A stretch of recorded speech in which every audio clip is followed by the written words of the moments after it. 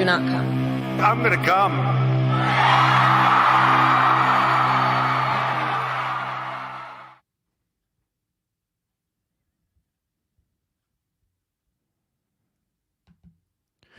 Hello, everyone, and a good evening. Welcome, one and all. This is the Do Dissidents Podcast. My name is Keaton Weiss, here with Russell Dobular. You forgot to unmute. I told you. I texted you. There you go. Well, you forgot to flip us. Yeah, I guess we're even. I just flipped us around. For those of you who don't know, folks, this is the Do Dissidents Podcast, but we're known on the street as the Red-Brown Alliance, and I like to play the red, so I like to be on the left, and then Russell is the brown, so he likes to be on the right. It's very important. We get all disoriented if we confuse that. So forgive our sloppiness at the start of this evening's broadcast. But Deutschland, Deutschland, über alles. Well, you know, we have a segment dealing with a pesky left-wing leader over there in Germany that we're going to get to second, so we can save those references if we want. Over there in my ancestral home. Yeah. Before they drove us out. Or they drove us out like Frankenstein in the windmill. Well, Russell's actually Ukrainian, right? I'm apparently part so. Ukrainian. I didn't know that. I thought I was a quarter Russian, but apparently I learned recently that my grandmother was actually from territory that is Ukrainian, so I didn't know that. I would always say I'm a quarter German, quarter Russian, half Maltese, and apparently I'm a quarter Ukrainian, which is nice in a way. It gives me some license to take the positions that I do. You know, yeah, exactly. It makes me a little less cancelable, right? Abiding 71, haven't seen you here before, but thank you for getting the party started with a $1.99 super sticker. Yes, folks, the tip jar is out. We're going to give a shout out to our patrons in a little bit, as we always do before our first segment, but patrons aside, we have some big news that we announced last night on a special little video, but we may as well announce it live here too. We've passed the 5,000 subscriber mark. That's a big milestone for us, and so thank you all very much for helping us make that happen. And of course, thank you to our patrons and our paid Substack subscribers for making that happen as well. The more people we sign up, the more streams we could do, the more content we could put out there. But thank you guys for tuning in. We have a very big crowd early in the show. We have a great show that we have planned for you guys. A few great segments. Really excited about this evening's docket. But as we do now for about, the fifth or sixth week in a row, we are going to start the evening with some quick headlines while the crowd files in. And the first headline that we're going to show today is something that just broke a few hours ago. This is on Fox News. See? Red-Brown Alliance, right? Fox News.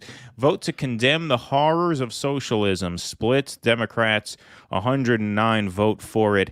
86 vote against it. So, you know, now that the Republicans have the House, they are doing what they were sent there to do, which is, of course, to own the libs, right? And I would argue that even stripping Omar of her committee spot is an act designed primarily to own the libs. But they are hard at work delivering on their promise to own as many libs as they can, as often as they can, and this resolution that they put forward was part of that because they knew it would drive a wedge through the party. Some Democrats would feel that they had to vote, yes, we condemn socialism, and then some Democrats would feel that they wouldn't. So they feel, let's just drive a wedge through the party, right? They're having a good time. They're having fun. They're delivering for their voters. They're delivering red meat for the base. See, they actually deliver on their promises. The voters send them there to own, and they are hard at work owning right off the bat. So you got to give credit where credit's due, whether you like it or not. Here's the sort of concluding paragraph of this resolution here. Whereas the United States of America was founded on the belief in the sanctity of the individual, to which the collectivistic system of socialism in all of its forms is fundamentally and necessarily opposed. Now, therefore, be it resolved by the House of Representatives, the Senate concurring, that Congress denounces socialism in all its forms and opposes the implementation of socialist policies in the United States of America. Like I said, 109 Democrats voted yes to condemn socialism, including some usual high-profile suspects like Eric Swalwell, the very self-righteous Eric Swalwell, Adam Schiff, Nancy Pelosi, and of course, the party leader, Hakeem Jeffries. And perhaps most notably from our point of view, Ro Khanna voted yes to condemn socialism, yes to condemn the horrors of socialism. And so half of the Democrats voted, more or less half voted pro-socialism. A little more than half, of course, voted against socialism. I'll tell you who's not practicing good socialism tonight. Us. You guys are off to a great start with those super chats.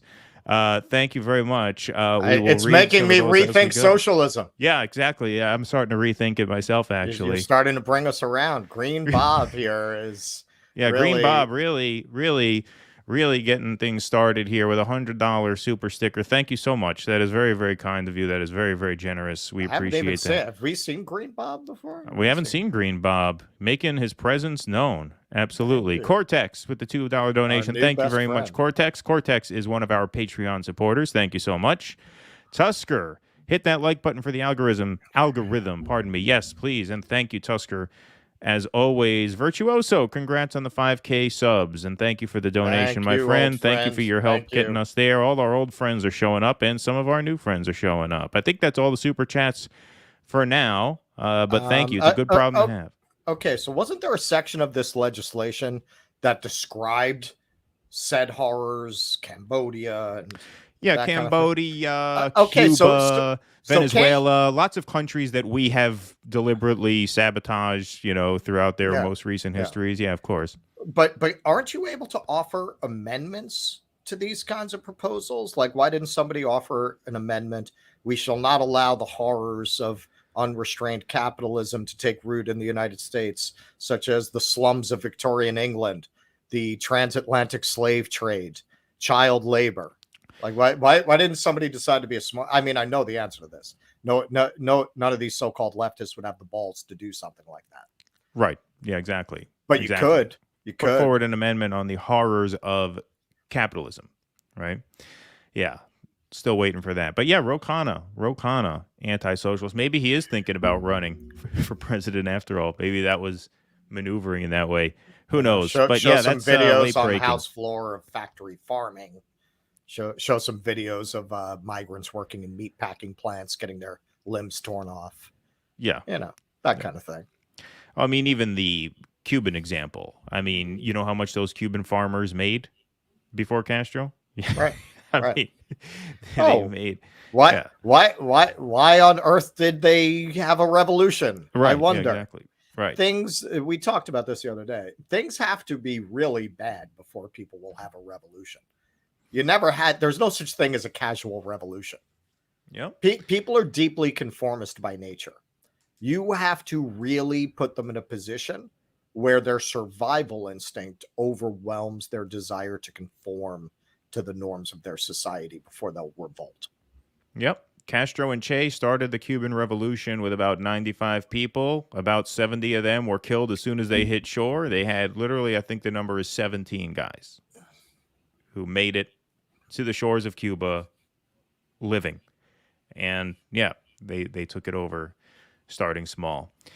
So let's go to our second headline. So we have 5,000. So what's that? We have 5,000. So imagine what we can do.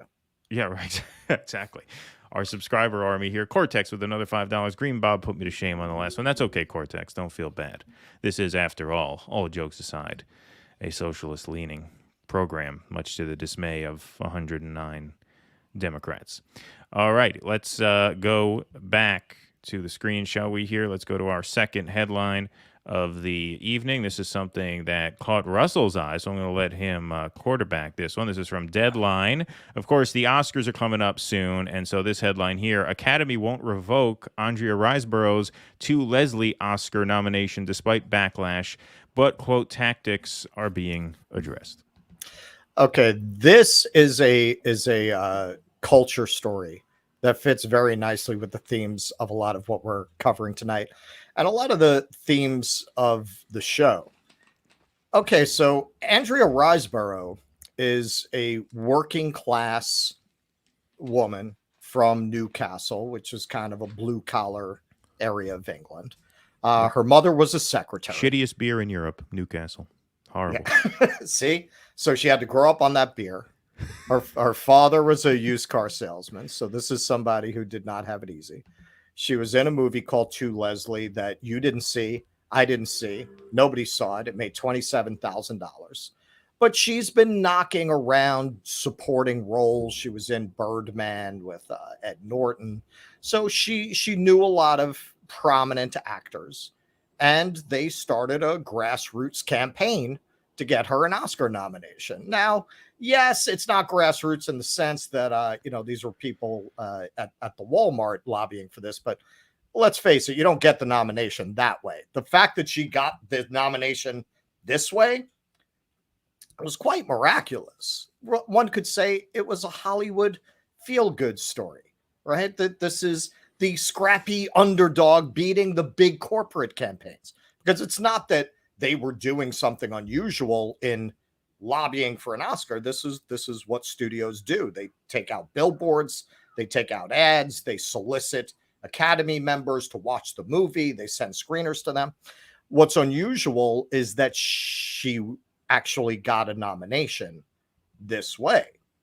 And very quickly, this led to an investigation, which the only justification for that seems to be that this didn't come from the studio system. Like, why else would you investigate this? So Christina Ricci actually tweeted out about this. Seems hilarious that the surprise nomination, quote unquote, meaning tons of money wasn't spent to position this actress of a legitimately brilliant performance, is being met with an investigation. So it's only the films and actors that can afford the campaigns that deserve recognition. Feels elitist and exclusive and frankly very backward to me.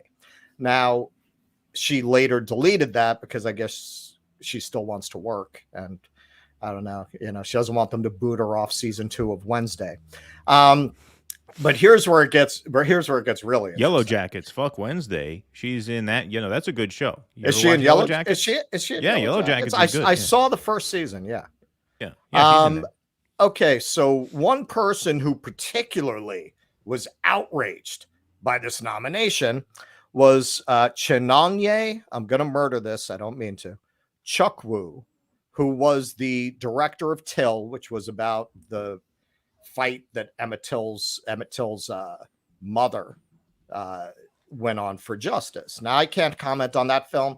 I can't comment on Riseborough's film either. I don't know anything about these. I haven't seen either of these films. I can't say whether one deserved to win over the other.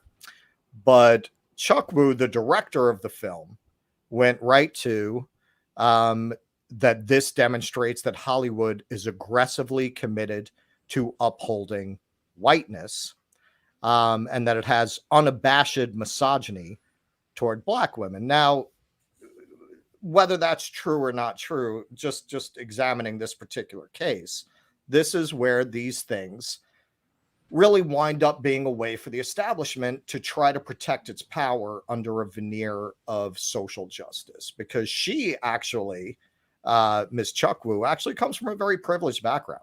Her parents were professors. They were in the petroleum industry. They both taught at top universities. She went on to get several awards, allowing her to direct this film at the age of 37.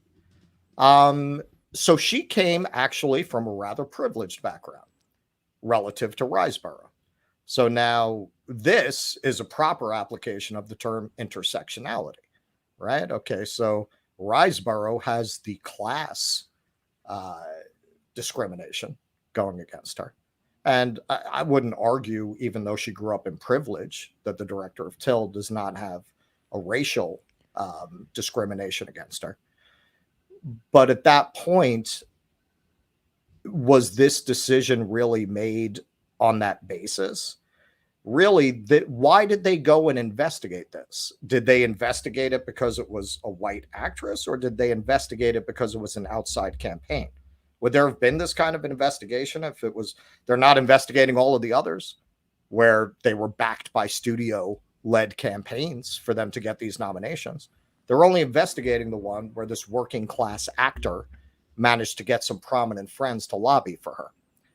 Well, it's So widely known that in order to get nominated for Oscars, you have to run a campaign. That's part of the gatekeeping, right? It's very unusual for a micro right, budget film to get nominated for anything because even if it does really well on the festival they circuit, can't really afford well the with campaign. critics, and even amongst the Academy voters, what are there like 6,000 of them who work in the industry? They tend to see lots of films. Even they get screeners mailed to them for the SAG Awards and things like that. To get nominated for an Oscar, yes, you have to lobby. It's just like running a campaign, actually. Tusker Super Chat, which thank you again. You mean she ran a third-party nomination campaign and now the establishment is angry? Yes, yeah, exactly. Exactly. And the fact that they're hiding behind race, that is a perfect metaphor for identity politics writ large. This is relatively trivial. This is the Oscars, right? But what they're doing here and the way the establishment felt a need to launch an investigation when an outsider won, when there were all of these other people who got nominations. Why aren't they investigating them? What pressure and influence did the studio assert with its multi-million-dollar campaign? It is because Riseborough doesn't have that kind of money. She doesn't come from that kind of background. So she had to rely on actors who admired her craft. And she was able, in spite of her disadvantages, in spite of this being a micro film with a micro budget that made a very small amount of money, lunch money for Hollywood, that should be a story of triumph. And the way that the establishment is hiding behind identitarian excuses to change rules to make it harder to do this in the future, i.e., make sure that Hollywood maintains its control over the nomination process, that's really a story of class. That's really, and they hide behind a story of race. Because that story they're comfortable telling. They're going to have to implement a superdelegate system soon, it seems like. We cannot stand for this. All right, moving on. This is a quick one, folks. Tom Brady is retiring for good after 23 seasons in the NFL with the Patriots and the Tampa Bay Buccaneers. Now, this caught my eye because we put on our intro that we offer relationship advice, and it's kind of a gag because we show the Krystal and Kyle segment and stuff like that. And I feel like maybe I should, at risk of offending certain men who have sort of protested, because I put this up on our Facebook page. I don't post on our Facebook page much anymore, but I did this one, got a big response. Twitter less, but Facebook quite a bit. I tweeted out, so Tom Brady left his wife and kids to play 18 more football games because he retired last year. And then he decided he couldn't stick to that. He just had to keep playing football. This is who he was. It's in him. And that did create, according to reporting, tension within his marriage. His wife wanted him to be more present with the family. She was relieved when she found out that he was hanging it up. But, at 42, he's getting up there. Football is obviously a very dangerous sport. She was relieved that he was going to get to spend more time with the family. And apparently his decision to unretire created a bit of tension. So there may not have been an official ultimatum there, but it seems pretty clear that by choosing football, he was jeopardizing his marriage, his relationship with his wife, and of course, by extension, your kids, because when you separate, it's always tough on the kids, right? Now, listen, Giselle herself said, hey, look, he has a right to follow his joy, and that's true. I'm not going to judge, if you want to choose work over family, or in this case, a game over family, because the guy is richer than 99.999% of what anyone else could even dream of being, right?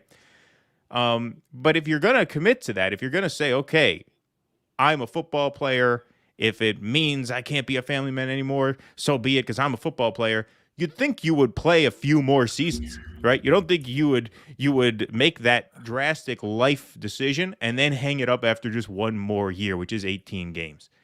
But he did. Hey, look, to each his own. No judgment there. It just seems a little bit bizarre to me. But from the relationship advice standpoint, because there are a lot of guys who say, well, she left him because he chose football. No, it was a mutual thing. Like, by choosing football, he was signaling that football was more important to him than his wife was. See, so, a marriage is a partnership. It's work on both ends. Just because she may have instigated the split doesn't mean there wasn't a decision made on his part. See, that's the relationship advice portion of the program. Which we always do. Yeah. We Well, always we've have, never done it. It's in the we have an introduction, and we've advice never done column. it. So I figure, hey, Yeah, you know what? I should actually deliver on that. Yes, you're much more qualified as a man who's been with the same woman for what, 12 years now?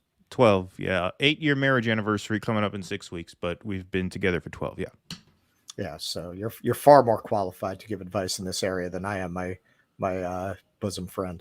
And if you've ever seen the movie Everybody's All American, I think that's probably what happened, if I had to guess. There's a great, it's like a 3-hour movie about the life of a high school athlete turned football star, right? It was the star, just the whole trajectory of his life.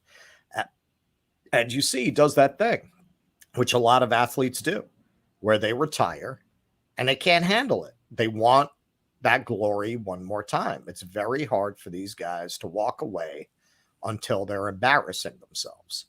There's a beautiful scene in that movie. It's with Dennis Quaid, where he comes back, and it was so well done because you followed this character from his high school days, right? And now you're seeing him trying to do this in his middle age. And there's a beautiful scene where he's watching, it's snowing, and he's been tackled and he's on the ground, and he's watching a young kid who can really move. It's shot in slow motion, and he realizes, I don't belong out here anymore. Right. That's probably what happened. Could be.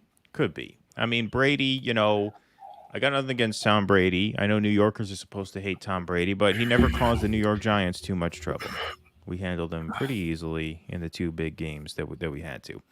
Anyway, I don't want to get into polarizing topics like sports, so maybe we should stick to politics, right? Far less divisive topic here. All right, let's go. So this is our final headline of the night, and this is really more of a mini segment because this just broke today, so we felt like we had to cover this. But I'll pull this up on the screen. We all know this. The House passes a resolution to remove Ilhan Omar from the Foreign Affairs Committee. Russell, what do you got to say about this?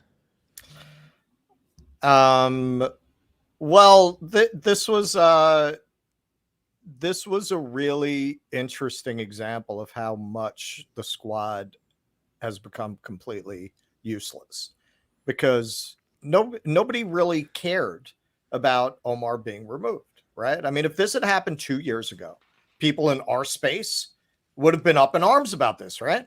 And nobody's really saying anything about it because, as has often been said, you're going to get your mind right, and I mean right. These ladies got their mind right. They got their mind right. I haven't seen any of them voting against that Ukraine funding. Where's Omar been? I haven't seen her making any of those speeches because they broke her. I understand. She spoke out against Israel. She tried to speak her mind, talk about money that AIPAC dumps into Washington. And of course, they called her an anti-Semite, which they do to anybody who says boo about Israel. And she got her mind right. So now they're removing her from the Intelligence Committee. And this is the thing. If you're going to be an outsider like that, well, then you need to serve your base. You need to serve the people who put you there. Now, if you turn around and you screw those people, or you stop representing what they sent you there to represent, well, you think the libs care if they pull you off this committee? Yeah, maybe they'll say a couple things, but they're not going to defend you. So the only people that she, as far as I could see, the only people she had to defend her were the other members of the squad. Right. So and let's play a piece of AOC defending her here, just so we can knock this video out. Very, very fiery speech here. We'll play the last 30 seconds of it or so. Tell me that this is about a condemnation of anti-Semitic remarks when you have a member of the Republican caucus who has talked about Jewish space lasers and an entire amount of tropes, and also elevated her to some of the highest committee assignments in this body. This is about targeting women of color in the United States of America. Don't tell me, because I didn't get a single apology. Time has expired. When my life was threatened. Thank you. Jane, you ignorant slut. Who was that? Well, Who was that was I think that was Rand Paul. I think it was. I think Rand. Yeah. As she was walking off. I mean, that's going to be a big story on CNN. Yeah, that's going to tonight. be a big story. I mean, you can't get away with talk like that in the halls of Congress. Look, she's very, very fiery when a friend of hers loses a job. I'd like to see some of that passion when the railroad strike got broken up. I'd like to have seen some of that passion over the several, war in Ukraine funding votes that have come up. What you said was true, and it was my exact take thinking about this also before we sort of huddled and planned the show. And it reminds me of something I said. We've been talking about Shama Sawant quite a bit because she's forming that new workers movement called Workers Strike Back. And there was an interview that I remember she gave a couple years back where the interviewer, I forget who the interviewer was, and I've tried to find it since then. I can't. She's obviously done quite a few of these interviews. They asked her, they said, you're being recalled for on the Seattle City Council. We understand you're a socialist. We understand you have sort of ideas that are somewhat out of bounds to most people on the city council, but why don't you just be a little nicer, a little easier to deal with? Why don't you just play ball a little more with the people on the council so that they don't do this to you, so that they don't try to recall you? And she said, well, if I were easier to work with, if I were less of a pain to deal with, that wouldn't stop them from coming after me. They would still come after me because I'm still not one of them. Right. The only thing the only difference would be if I played nice with them, when they did come after me, I would be much more likely to lose this recall race because the fact that I played nice with them means that this badass army of volunteers and activists who put me here would not stick up for me when they came for me because they would say, well, you let us down anyway. You broke your promise. You ran as an insurgent. You ran as a disruptor. If you're not disrupting, why are we going to go to bat for you when they come for you? The reason she beat that recall is because she was a ball buster. They would have tried to recall her anyway. They don't like her, right? The city of Amazon does not want a socialist sitting on the council raising all this hell. But if she was nice to them, her team would have given up on her. And that's what's happening to to all of these people. So when Omar gets booted, what? Well, look at they kicked her off? No, but what? This is something we're supposed to get invested in? Ilhan Omar's committee assignment? If we had heard fiery speeches from the squad when Joe Biden said, I want a bill that would break up a railroad strike, then sure, then we'd be there for it. Of course. Then we'd be there for it. Would. But you were nowhere to be seen. Or if we had heard speeches about Ukraine. Like when your friend loses a committee seat, you were sent to Congress to make speeches like that every week. Well, not only that, look at the nature of the speeches, because this is one speech. Rashida Tlaib made a speech. You saw Cori Bush was sitting back there. She made a speech. All of their speeches were identitarian speeches. They were all speeches about women of color. There's discrimination. Not one of them was saying, you don't want an anti-war voice on this committee. You don't want someone challenging the war machine on this committee. Well, she's not been an anti-war voice. I mean, she has been. Yeah. That's it. Exactly. That's it. She came in potentially as that, talking about the Palestine-Israeli situation, which they beat the hell out of her for. She got her mind right.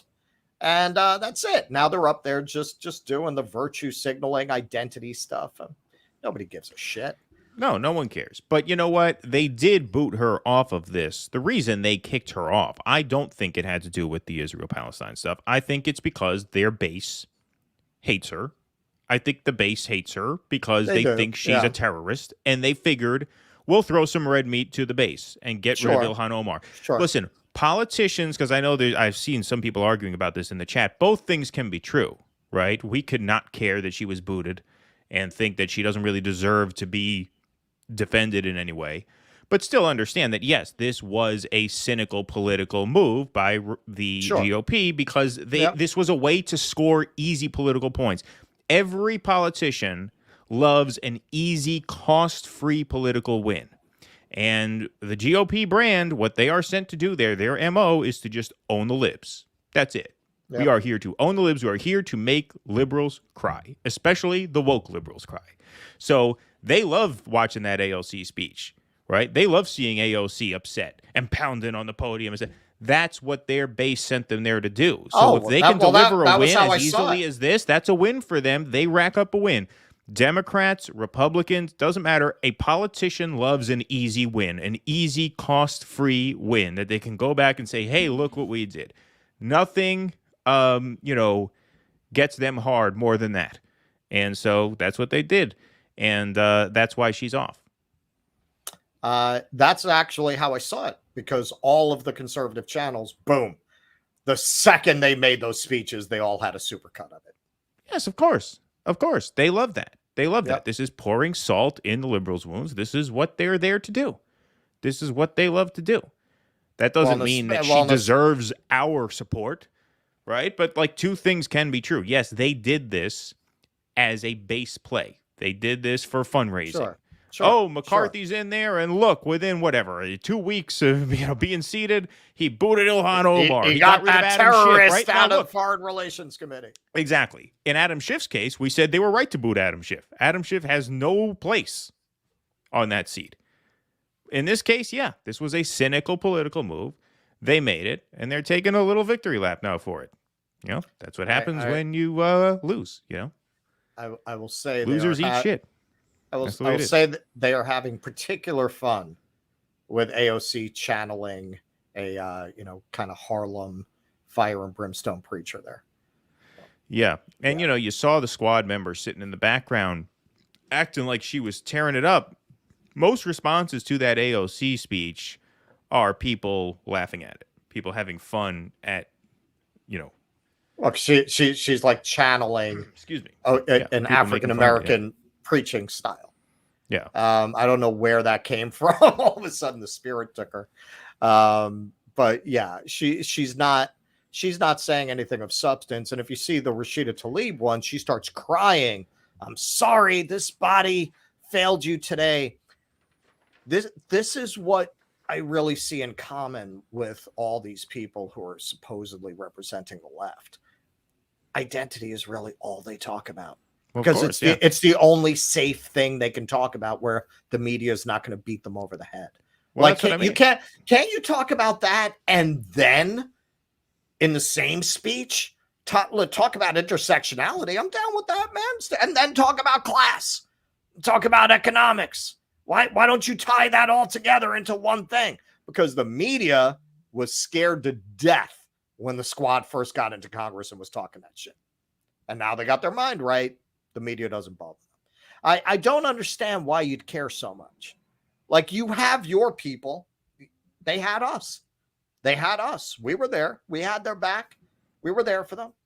The majority of the American people hate the media.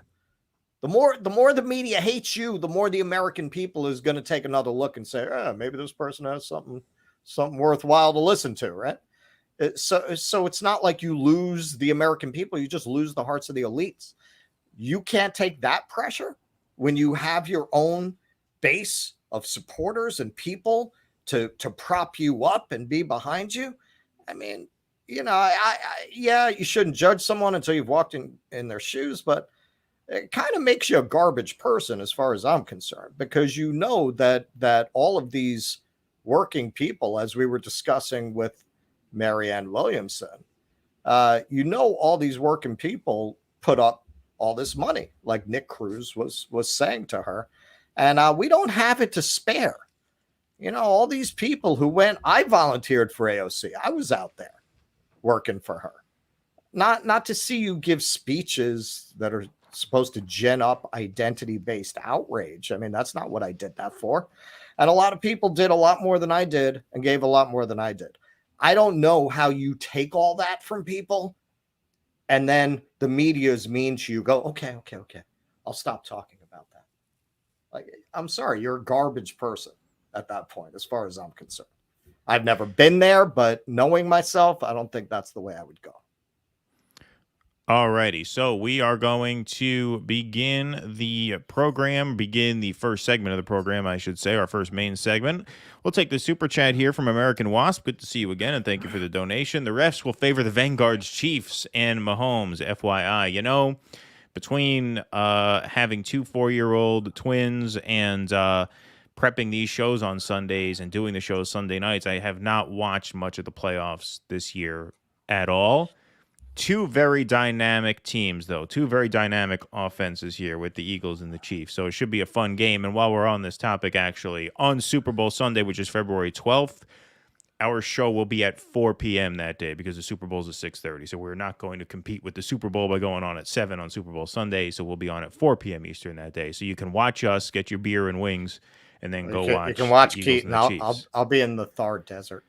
Well, Russell will be in India at that time, which brings us to this little segue that we do every night here before our main segments begin. We like to plug our Patreon, patreon.com/DoDissidents. We want to shout out our new patron signups this week. We had quite a few of them, actually. We had Adrian S, TDH, Mirthaniel, I hope I'm saying your name right, Anna Bird R, and Randall S. So our new patron signups, thank you very much. We're going to give you your shout-out scroll here across the bottom of the screen.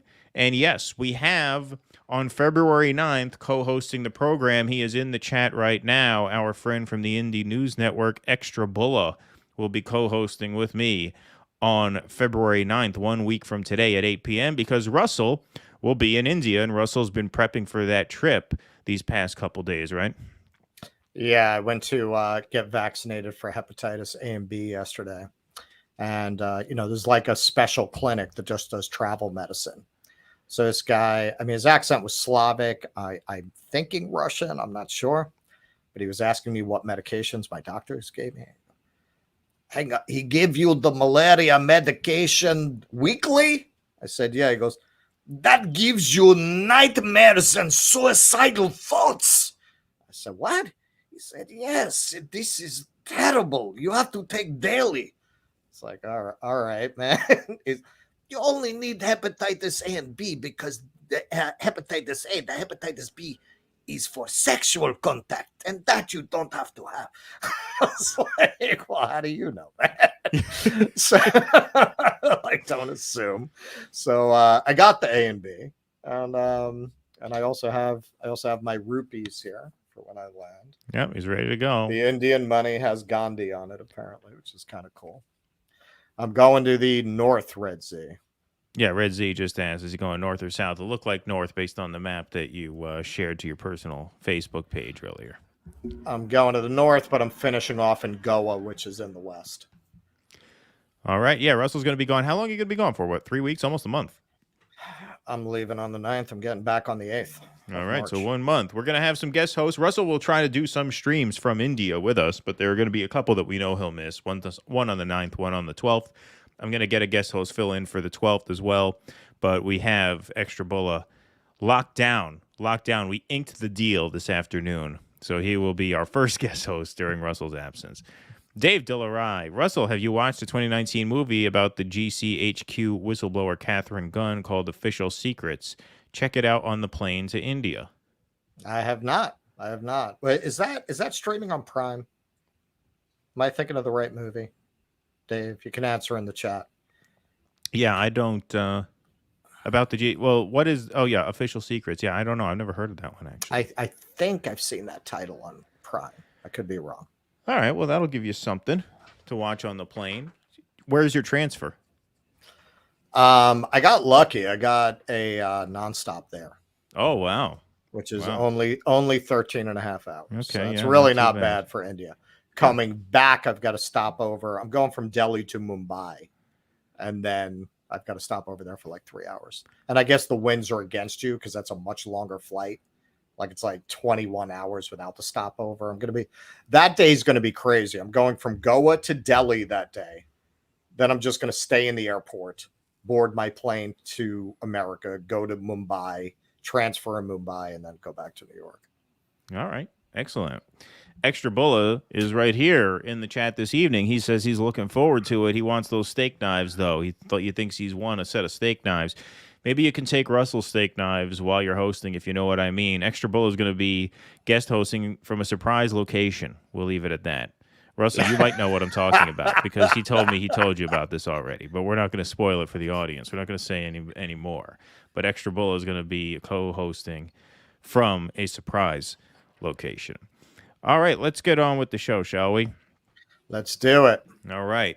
So in an internal memo leaked this week, Air Force General Mike Minahan ordered his commanders to implement preparatory measures for a military conflict with China, which he predicts will happen in 2025. So this was a pretty alarming memo that was leaked on social media. Time Magazine had the reporting on this.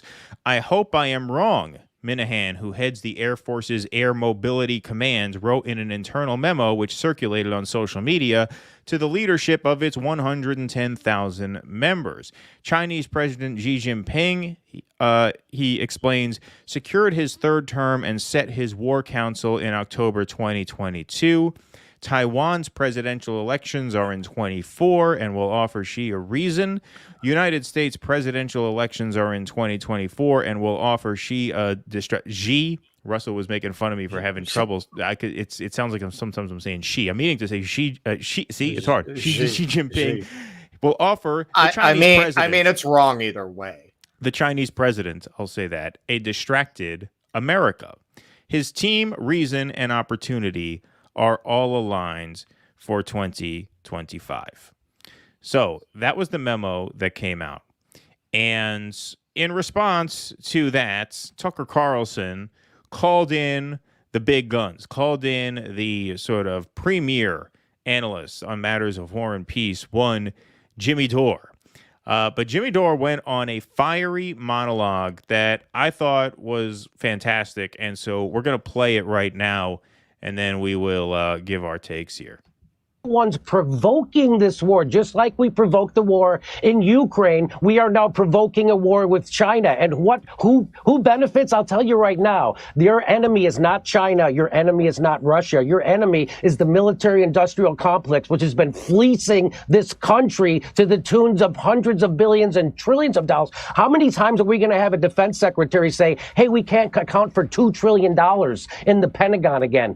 Which has happened twice now in my lifetime.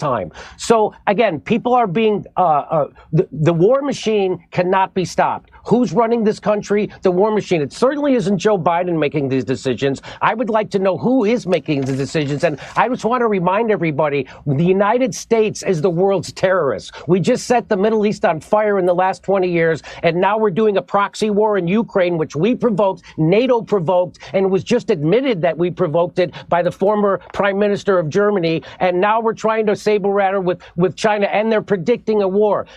Again, China's not going to invade us. China's not our enemy. We might have an economic war. That's what these are. These are economic wars. These are wars in Ukraine. It's about liquefied natural gas and making sure Germany and Russia never come together because we fear Russia's natural resources and manpower, and we fear them getting together with Germany with their technology and their capital. And so that's why we blew up the Nord Stream pipeline. That's why we're doing the Ukraine war. This is all about hegemony, imperialism, and economics. And if there's a Marine somewhere, it's there because they're about to steal some natural resources from another country. As everybody's screaming about what a bad guy Putin is for invading Ukraine, the United States is currently occupying a third of Syria. And which third is that? It's the third that has the oil. And how do I know we're there to steal their oil? Because the president of the United States said so.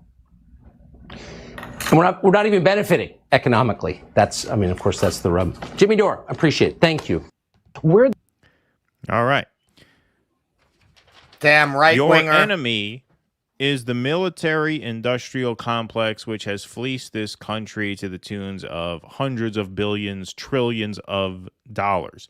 This war is about hegemony and imperialism. You tell me, when the last time you heard those words uttered on CNN, on MSNBC? They would never allow it. They would never, ever ever allow it. And that's the point that I think just has to be made here. And it's not a point that we haven't made a million times before.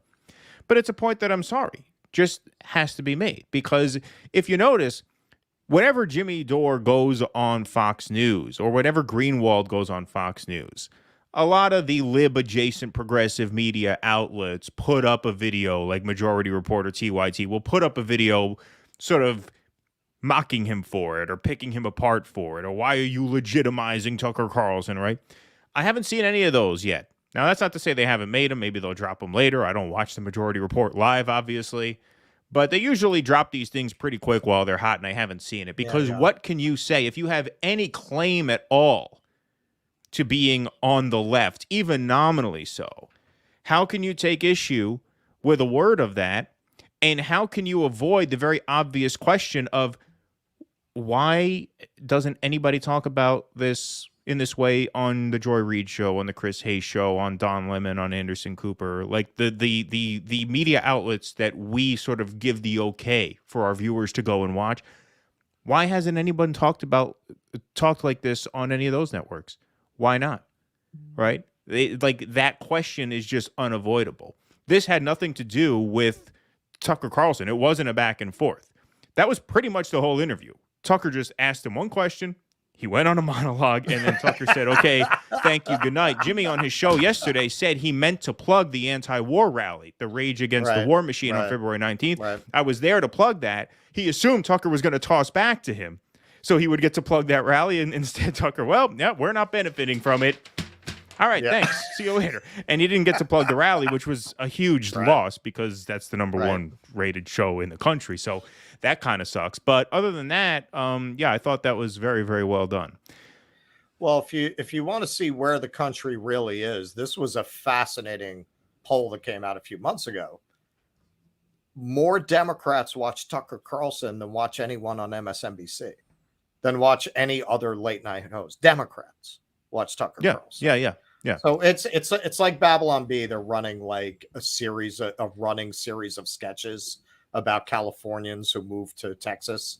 And one of them that I saw, the husband who's become vegan is secretly eating barbecue in the barn away from the wife. Right. That's how I envision that. It's these Democrats with the lights off under a blanket, secretly being entertained by Tucker in a way that Joy Reid's, scolding self-righteous indignation is just not going to entertain quite the same way. You've made this point, and I think it's important to make. Yeah, Tucker deals in white grievance politics. Absolutely. He also is the only person with a prominent platform on TV espousing an anti-war message and platforming anti-war voices. So this is going to be something that's going to come up again later when we do the segment on the Greenwald interview.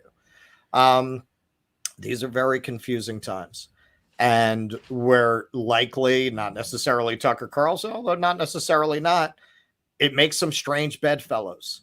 I'm not going to turn away support from anti-war people because I don't agree with them on other issues.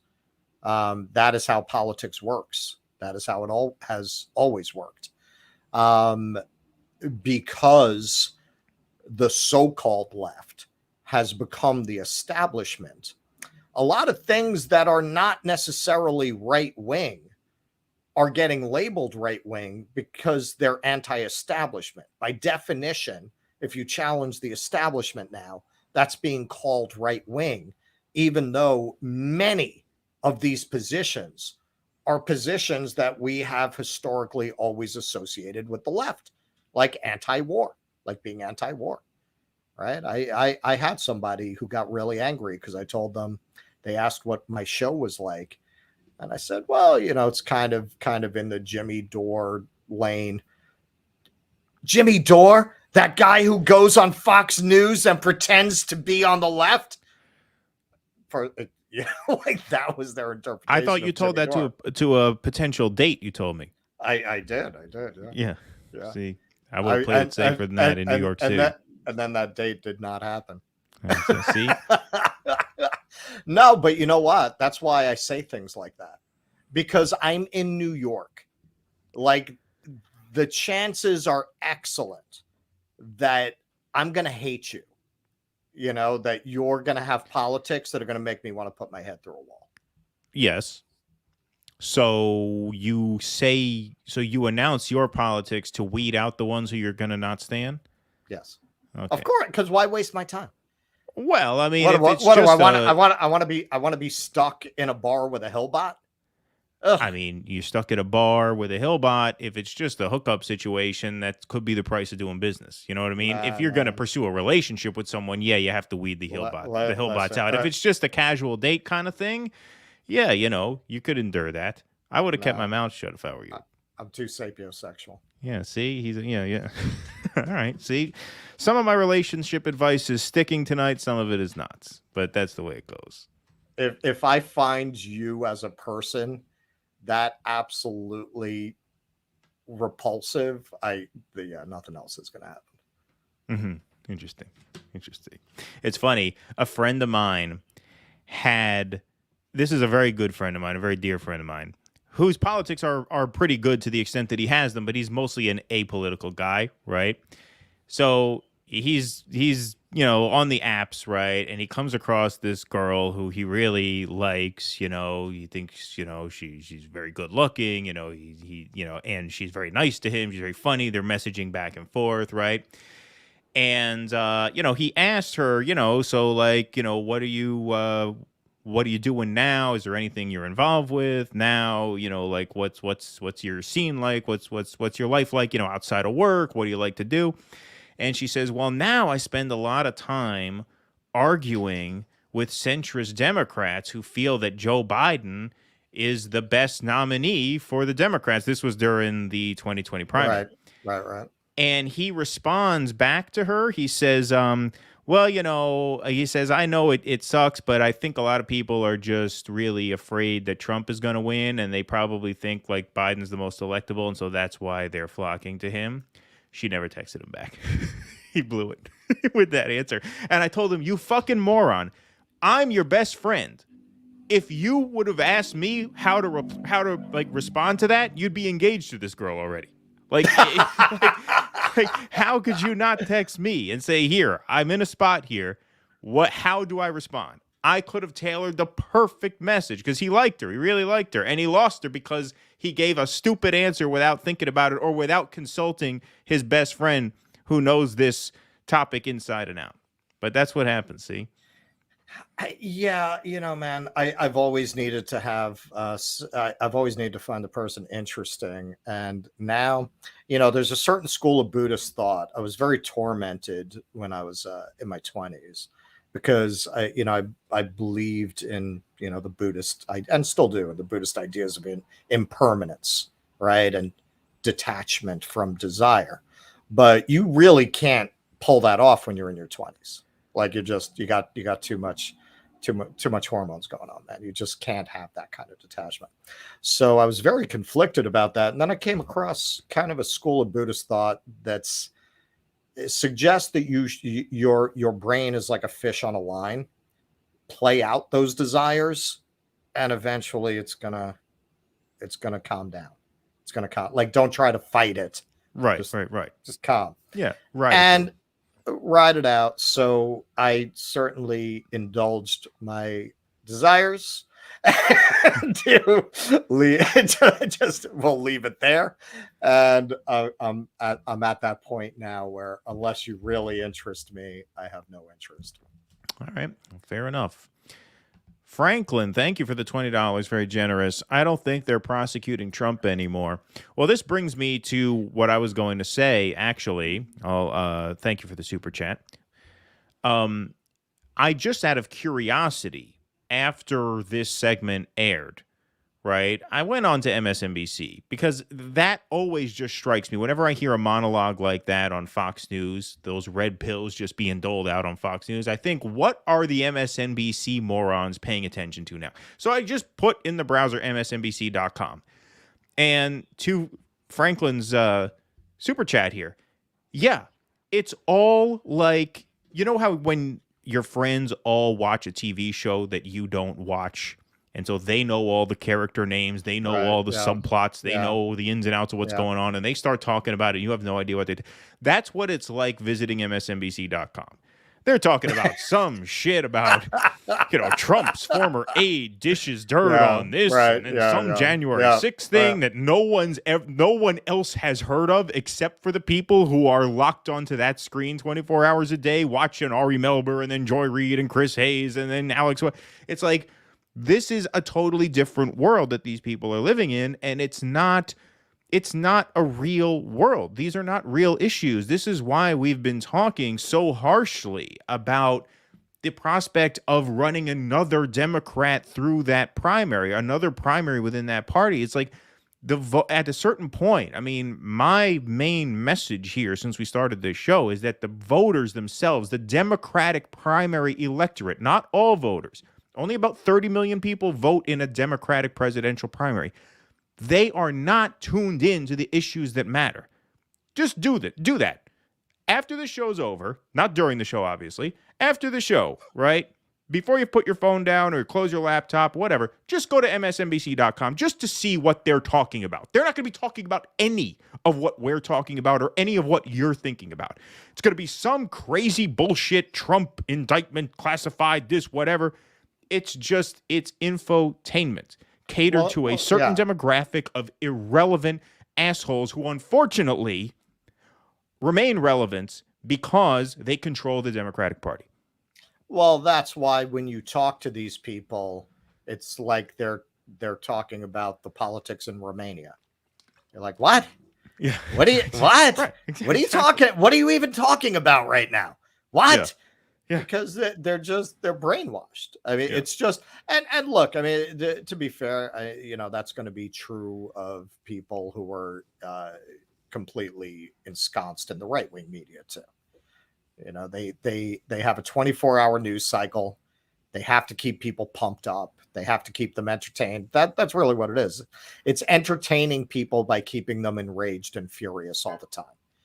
All right, so here's what's on their headline now. I just entered this on my phone. Top story on MSNBC.com.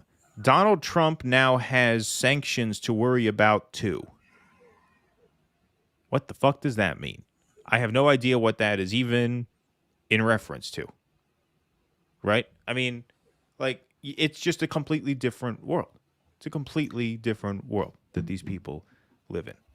And that's the big problem, obviously. And that's why this talk about running a Democrat in a primary is just such utter nonsense, because you can't communicate with these people. I know a lot of people criticized Sanders for not going after Biden harder earlier. And yes, that's fair. He should have. He was running against him. Should he have been chummy with the My Friend Joe? Of course not. So I'm not saying he was right not to. I'm telling you it wouldn't have mattered for precisely this reason, that these Democratic voters they just have a cloud around them, and just nothing gets in there. Nothing gets in there. They do not absorb information about the real world. They don't care about it. The question is, could Sanders have disqualified Biden? No. In the mind of those voters? No. And I agree with you, because I think that's what you're saying when you say he should have gone after him. You're assuming that he could have said things that would have disqualified Biden. What, bring up the crime bill? Everybody knows about the crime bill. Bring up the bankruptcy bill. They know about that too. They know about all of this. They knew about Hillary's super predator line. They knew. It's not that they don't know it. It's they don't give a shit. And they are so weak-minded that they vote for whoever you tell them to anyway. But anyway, I don't want to get too into that now, because we have to save some of that for our last segment of the night, because these points are going to come up again. For now, though, let's go to a really interesting segment here. So Glenn Greenwald recently interviewed a German leftist politician, Sahra Wagenknecht. I hope I'm saying that right. If I couldn't pronounce President Xi's name right, that's a really tough one. But I hope I got that right for all of our German viewers in the audience. I know we have a couple who were very excited that we were going to cover this topic. She was chair of the Democratic Socialist Party in Germany from 2015 to 2019, which, as I understand, is simply called the left. Very simple label there. But she's now seeing her polling numbers improve amongst right-leaning voters as well. Now, she remains insistent that partnership with right-wing politicians is undesirable and unworkable, since she says, rightly so to a certain extent, that the right wing is still fundamentally a faction of neoliberalism, corporatism, and, of course, war. Sure. But Glenn Greenwald asked her about her rising appeal to conservative voters. So he says, okay, I understand you don't want to work with right-wing politicians, but what about these voters who vote for right-wing politicians who are not exactly right-wing in the traditional sense? What's your theory on those voters and how to reach them? And she gave what I think was a very interesting answer. So let's take a look. Left and who the leaders are has changed dramatically, because it's become the party of the highly educated, the wealthy, people who live in cities, allegiance to big business, to war. And many of the traditional voters who used to feel comfortable on the left, workers who don't have high education, who aren't comfortable with these newer cultural dogma that the left is selling, is being alienated from the left and moving to the right, as you just described. So I realize you're not comfortable necessarily working with right-wing leaders or leaders of the right parties. But in terms of these voters who probably don't care much about left and right, but just care about having their lives improved, what is your strategy for trying to reach those voters and to convince them that there's still room in your party and in your politics for their lives to be improved by what it is that you're doing? Ja, es sind ja eben eigentlich keine rechten Wähler. Es sind Wähler, die sich wünschen, dass die Gesellschaft wieder mehr zusammenhält, dass sie gerechter wird. Und ich habe ja, also 2021, das war kurz vor den letzten Wahlen, hatte ich in Deutschland ein Buch dazu publiziert, also die Selbstgerechten, wo ich eben gesagt habe, die Linke hat sich immer mehr von diesen Menschen entfernt und so eine Programmatik entwickelt habe, mit denen man diese Menschen ansprechen kann, also ihre Werte auch zu akzeptieren. Also ich habe das dort formuliert mit dem Begriff linkskonservativ, also sozial- und wirtschaftspolitisch links, kulturell konservativ, aber im Sinne nicht. Okay, hold on one second. I want to just leave that sentence up there because this is in subtitles. I don't want to blow past anything too quick. And by the way, somebody who asked why Glenn's audio sounds like Elmer Fudd, I'm sure he was speaking slowly because it was being translated. That's why he was speaking at a kind of slow pace. I don't think he was drunk on the air. He was slowing his pace down because she had an earpiece. You know, she had to have the question translated for her. Left in terms of social and economic policies, conservative in terms of culture. That's a brilliant distinction that, honestly, I had not even thought of until she said it. Because we think, okay, the vast majority of people are economically left, which is true. Large majorities of people here in the U.S. support free college, universal health care, all the things. But we tend to think that these same voters are socially conservative. But as we learned in the midterms, even that's not true. They are socially left on abortion and gay marriage. They're culturally conservative. And that difference there that she picked up on, the difference between social conservatism and cultural conservatism, is a very subtle difference that I honestly missed until she pointed that out. But she's exactly right. Most people are pro-choice. Most people are pro-gay rights. Most people are not socially conservative. It's that they're culturally conservative, meaning they are family-oriented, or they are religious, or they are traditionalist in some way, right? People have different ways of life, right? And they want those sort of core values, those cultural values, not even social or political values even. They want those cultural values acknowledged and respected and not fucked with. Do you have a response to that, Russell? Because we are going to play the rest of this. Well, that's very true. And I think that's a lot of why I react with such a viscerally hostile feeling towards so much of the modern liberals and the way that they try to frame the working class. And we'll get into this more, but I grew up working class, and what do you think? Everybody was walking around throwing around the N-word. Let me tell you, man, my best friend's father, he was a Marine. He was the toughest son of a bitch I ever met. This was the kind of guy who could crack walnuts with his hands. Okay. Right. Literally. You said something like that in front of him, anything racist, he was the kind of guy who didn't have to say anything. He'd give you a look. Right. And you would knew never not say to do it. you would never say something like that in front of him again. So this is what I'm thinking of when I hear Hillary Clinton say basket of deplorables, because she's talking about these people and she doesn't know what she's talking about. She does not know people like this. Do people like what she's describing exist? Of course they do. You know what? They exist among your class too, Hillary. And with much she's more one of them. social she's one impact. of them, honestly, if we're being really honest. Right. Right. You're going to put all that, it's all, To Kill a Mockingbird, man. You're going to put all of this on the poor whites, right? You're going to put all that on their back. You country club people. No, you've always been known. They would never for use your a line like wonderful super embrace. predator. Right. No, they would never use that. They would never use that. These very wealthy white people have always been known for their diversity, for their welcoming spirit to people of different backgrounds. That's what you guys are known for. So what she's saying there, that is very true. That is very true. I was out in Queens the other day, and I'm not there very often. And I was talking to, somebody I've known since I was a child. She's an old Catholic lady, and she's saying, a woman has a right to make that decision for herself. I'm Catholic. I have my own feelings about that, but that is not for the government to get involved in. This is the working class I know, because I actually know the working class. These people do not know these people.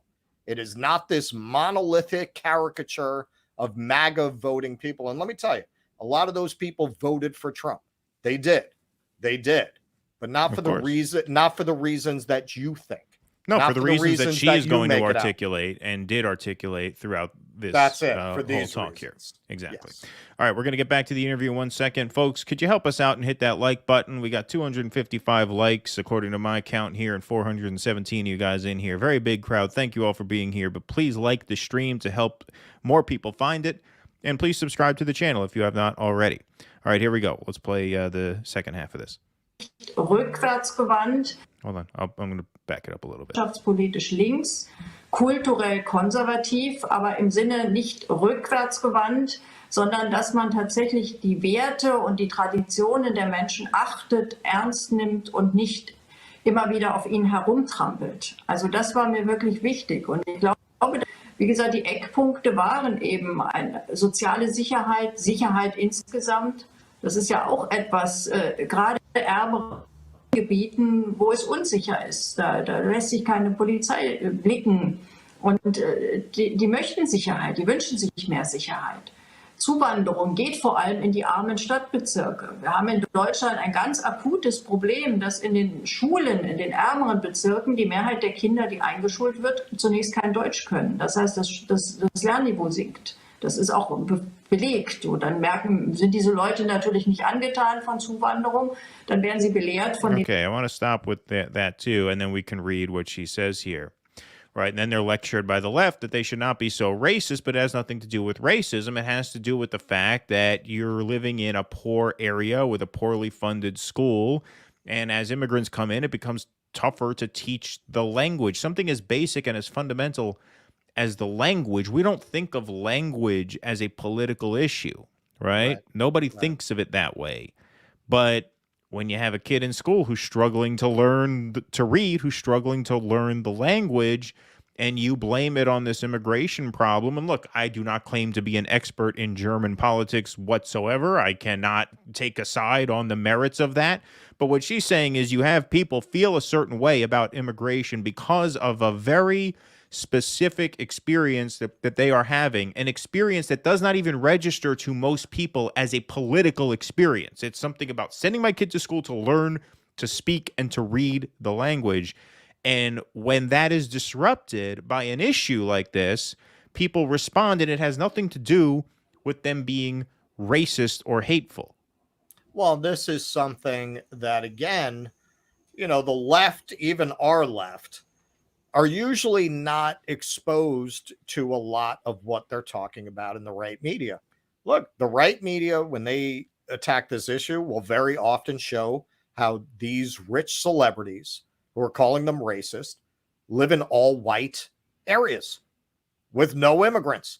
What happened when Ron DeSantis sent the morality of what he did aside? It was a brilliant troll to send immigrants to Martha's Vineyard. Because what did they do? They had them out of there in a day. Right. There could be nothing that sums up the liberal hypocrisy around issues like this than those images of the people of Martha's Vineyard smiling and waving as these immigrants are taken away on buses from Martha's Vineyard, which is a vacation resort town where most of the housing was empty at that time. Right. Almost They all could of it. very The off-season, easily right. have accommodated all of these migrants, and immediately they bust them out. Yeah, they sent them to like some military base back on the mainland, right? Or something like that. I forget exactly where. This is exactly what she's talking about. We call it in other contexts, we call it NIMBY, not in my backyard.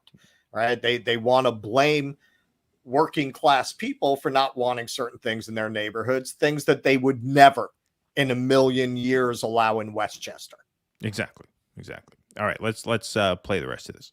Dann werden sie belehrt von den Linken, dass sie doch bitte schön sich da nicht so rassistisch verhalten sollen. Dabei hat das nichts mit Rassismus zu tun. Also wenn man zum Beispiel auch gerade bei der Frage der Zuwanderung, es muss die soziale Infrastruktur muss dafür da sein. Also wenn wir mehr Kinder haben, die kein Deutsch können, muss es mehr Lehrer geben und auch mehr vorschulische Bildung. Genau da wird in Deutschland gerade gekürzt, also bei der vorschulischen Sprachbildung zum Beispiel, bei Sprachkitas. Also das muss man ausbauen.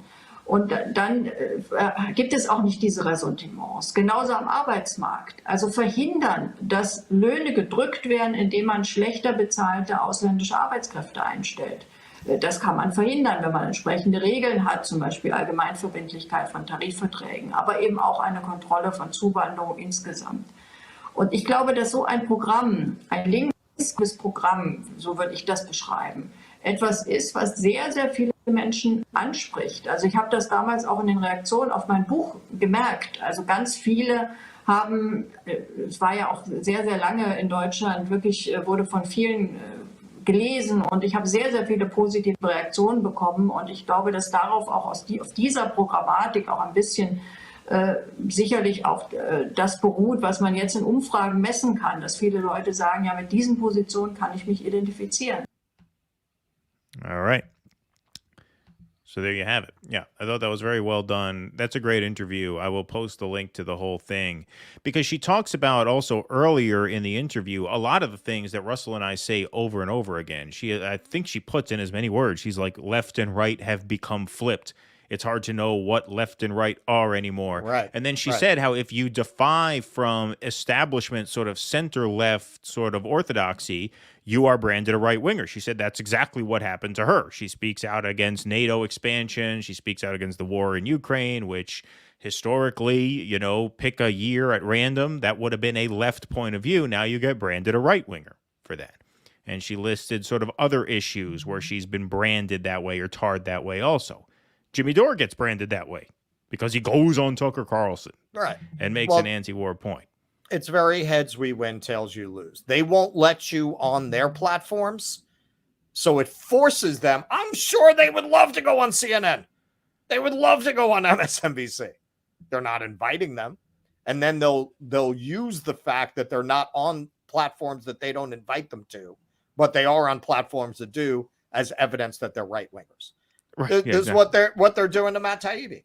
Matt Taibbi cannot go anywhere and talk about the Twitter files other than right-wing platforms or Ben platforms Shapiro, like ours. Exactly.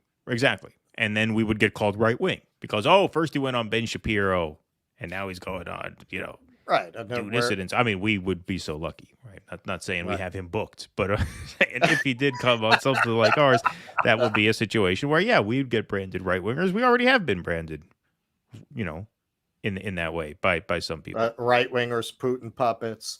Yeah, all that. Okay, so I've referenced this article before, and it drove some people crazy when I did, but I think we have a better class of audience now. So I'm going to pull up an article that really illustrates how many. Do we have this now? Yep, I see it. Right?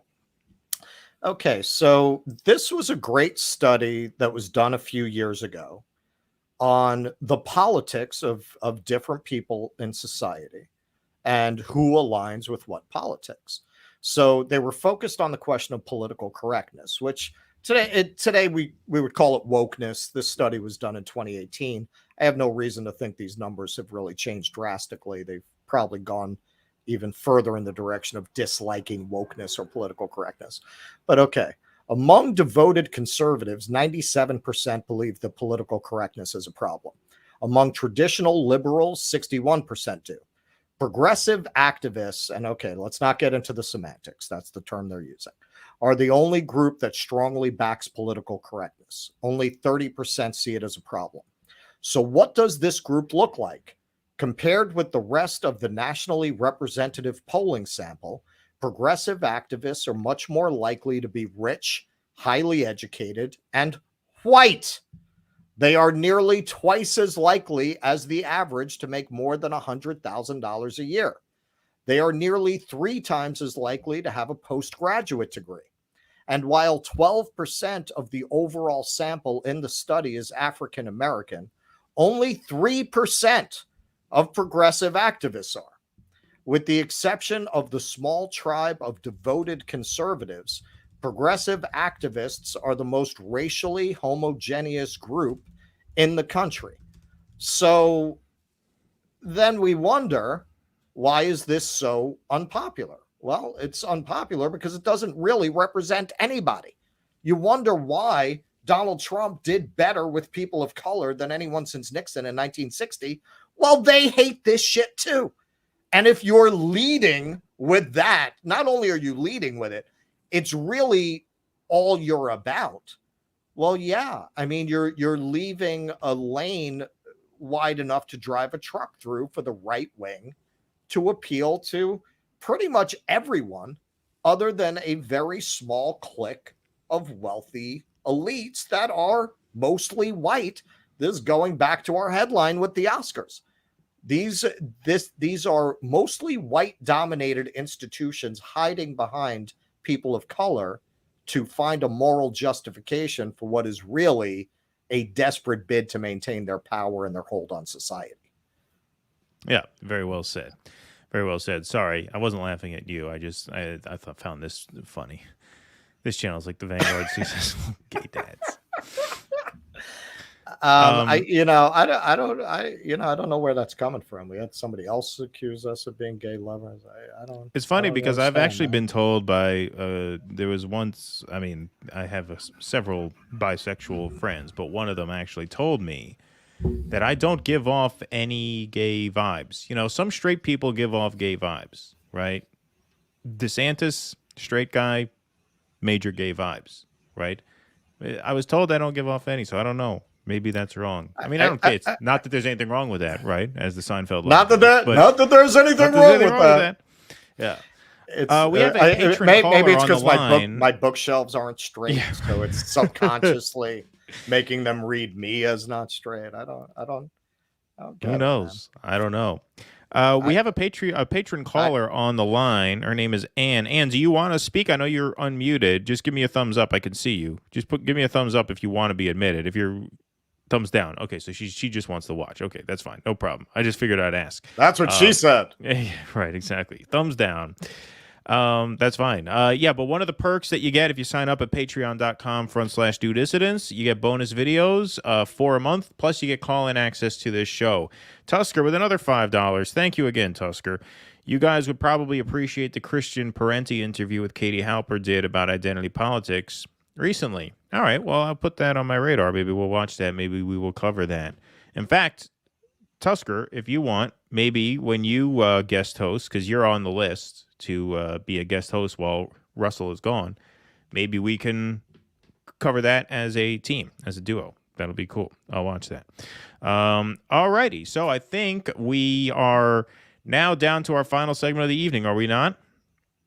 We are. And I'm just going to say, to close that out, no self-respecting gay man would allow these shelves to go on like this for this long. I like that's why I'm a little surprised. Right, that should like be look at this. Right. Look at what I have going on. I got skulls. No gay man would decorate their house this way. Exactly. Yeah. Although true. now I haven't wanted to fix this because I thought I was probably going to move. And now that my crazy landlord sold the building and they're going to evict his even more crazy son, I'm probably not. So I might fix the bookshelves. But I don't know if people actually want them fixed. They say they're kind of a trademark at this point. I think I don't know. Them. Maybe I shouldn't fix I'm them. looking forward to the live stream where it collapses on the air. Like you're in the middle of a monologue and then all of those books just come tumbling down. And it's loud and your internet connection cuts off because it just makes the floor shake. That'll be a fun time when that happens. You guys can vote in the comments. Should I fix the shelves, or are they a trade? Are they a lovable trademark at this point? Right, exactly. All right, final segment of the evening. Let's make this happen, shall we? All right, this is quite something. So, folks, I apologize in advance for this segment because as the host of a talk show, I understand it's my job to talk. But this video has rendered me somewhat speechless. This is Kyle Kulinski and Krystal Ball broadcasting from who knows where about Marianne Williamson 2024. They were very excited because the Washington Post wrote an article that Marianne Williamson is headed to New Hampshire and is considering a primary challenge to Joe Biden. So we're going to watch just about their entire video. I sped it up at like 1.2 speed just so it's not 8 minutes long. And we will get through it as a team. Go ahead, Russell. I just had to cut that. I'm sorry. That one was, cut it there. That one was too funny. Don't you fix those shelves. They are how I know I'm not watching TYT. Exactly. Yeah, no, I agree. That was a good one from Christian Drake. All right. I'm going to try to get a set of my own once, because I am moving in about 3 months. We're actually moving up to the Albany area because my wife got a job there. So I am going to have a set behind me. The reason I have this is because look what it would look like if I didn't have this. It's just a plain, ugly yellow wall. It would look horrible. So I have this yearbook photo backdrop. But I am thinking of getting a little set behind me. I'm thinking of getting a bookshelf, just like Russ, but with no book on it except the book Shattered, the Hillary 2016 autopsy. I have that up there. The only book on the shelf will be that, and then I'll have a framed Susan Sarandon portrait on the other side. And that'll be my set. I think that'll make a great set. All right. Well, over here, the lovable trademarks have it. I guess I'm stuck with it. There we go. Excellent. All righty. So let's take a look at Krystal and Kyle really, really trying to gas their audience up about Marianne Williamson 2024 because an article was written in the Washington Post that she's going to New Hampshire. What's up, guys? So we have some pretty What's up, guys? big news Here we are from Louis XVI's guest house, here to talk to you about Marianne Williamson 2024. This is going to be a fun video. I mean, this is Lance Bass. And I want to know, do you have the heartbreak of psoriasis? You know, I wish I had thought of this joke earlier, but one of the earlier commenters, I don't know if it was on this channel's comment thread or another channel's comment thread, but they said, I didn't know Eminem and Kate Middleton were dating. That's a good joke. I wish I had thought of that one. But I wish I could give credit to the guy who did. I forget who it was where I saw it. All right, let's take a look here. What's up, guys? So we have some pretty big news here, and surprising news too, because Everybody knows Marianne Williamson launched an exploratory committee. She's considering running for president. She would be like the only person to step up to Biden. Clearly, nobody who's part of the old guard in the establishment is going to step up to try to challenge Biden. But the twist is that it looks like, at least in this early stage, the media is kind of turning on Biden and bolstering Marianne, and it's over like a very specific issue. So I'm going to let Krystal explain it. Yeah, so there's some intra-Democratic Party politics playing out here that Marianne is kind of benefiting from at the moment. So Biden, because he is weak and afraid apparently, he was trying to get the DNC to even more effectively rig the primary for him, and his ploy was to try to put South Carolina first. Because he won South Carolina by a lot, and it was the state that saved him. He takes the state for granted. He thinks that this is a lock for him. He's got Jamie Harris in there. He's got Jim Clyburn there. He feels like no one can touch him there, so he feels very safe. Iowa, I mean, listen, I understand why people want to get rid of Iowa at this point. I want to get rid of Iowa at this point. It was a disaster last time. Biden performed very poorly in Iowa, and he also performed abysmally in New Hampshire. What did he get, 5th place or something? It was terrible. Pathetic. And Iowa caucuses, by the way, were messed up too, which is why I want to get rid of it. But anyway. But of course, for New Hampshire Democrats, having the first in the nation primary, I mean, this is a big point of pride. This is a big source of like power for them within the party. This is what draws all these candidates to their state. It's like a so spike for them, in my this is head. sort of an existential threat. The fact that New Hampshire is going to be deprioritized, this is kind of an existential threat to a lot of New Hampshire Democrats and their... Yeah, how many, an existential threat to 315 New Hampshire Democrats? New Hampshire, by the way, has not picked the Democratic nominee since, I believe, 2004. In 2008, Clinton won the New Hampshire primary. 2016, Bernie won. Bernie won again in 2020. What, now they feel slighted because Biden wants South Carolina to go first? So this gives Marianne Williamson an opening in New Hampshire because New Hampshire Democrats are upset that they're going to have to go second now. First of all, it's New Hampshire. It's one of 50 contests, as was proven this last time and the time before. It's irrelevant. It's irrelevant to the process. So the theory now is that, because Biden is trying to rig the primary by putting South Carolina first, there's going to be a populist Democrat uprising in New Hampshire, and they're going to recruit a challenger, and it's going to be Marianne because she's the only one who has the guts to do it, and now Marianne's going to shock the world and win New Hampshire. You know how I know they've gone to the dark side? What's that? I'm very visceral with... If you give me sensory input that I'm just constitutionally hostile towards, it's like painful for me. Like I can't watch bad theater. It's like watching bad theater. Like I can't sit through CNN. Like I can't. It physically hurts me. This segment is physically hurting me. Like listening to them talk about this fucking nonsense. Because it is, we talked about this before we came on. This is exactly the kind of courtiers talking about Washington insider gossip that I escaped the corporate media to get away from. Literally. I mean, look where they are. Look at the setting. They don't broadcast twice from the same room. How many rooms in that house are there, or how many houses do they have? Because they're always in a different area. And now they're here to try and gin up their consumers in the same way that I'm sure the Washington Post was trying to gin up its consumers with a controversy about a primary challenge to a sitting president. Exactly. Right? Exactly. Yeah, they're doing the exact same thing that the corporate media does. I look, man, I watched that shit most of my life. I'm an expert. This is exactly what they do. They gin people up by manufacturing a story so that they have a story to tell. Exactly. There is no story here. There's no story. The people of New Hampshire are not getting behind the Topanga Canyon hippie. They're not all dying to see Marianne come and talk to them about manifesting a different country. I promise you the people of New Hampshire are far too practical to take an interest in Williamson's campaign, but they want you to think so. Of course, yeah, of course. They want you to think this is a story so that you'll watch their shows. It's really sad and it's pathetic because you can see they in the end are too privileged, and at this point, she was born rich. I think he came into it from doing this. I think he comes from a middle class background, but look, man, he's been doing this for a while. He's got almost 1 million subs. He's making his money now. Apparently, you know who's not gay? Whoever decorated this fucking room. But this is horrible decor, just absolutely horrible.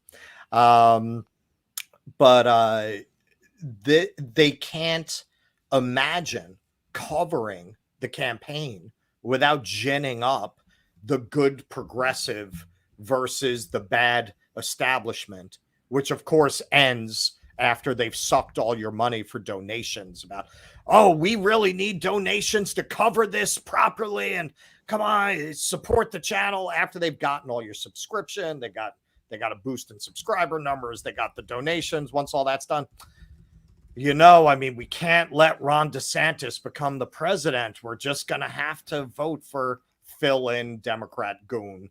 I mean, maybe Biden makes it that far. I actually have my doubts about that.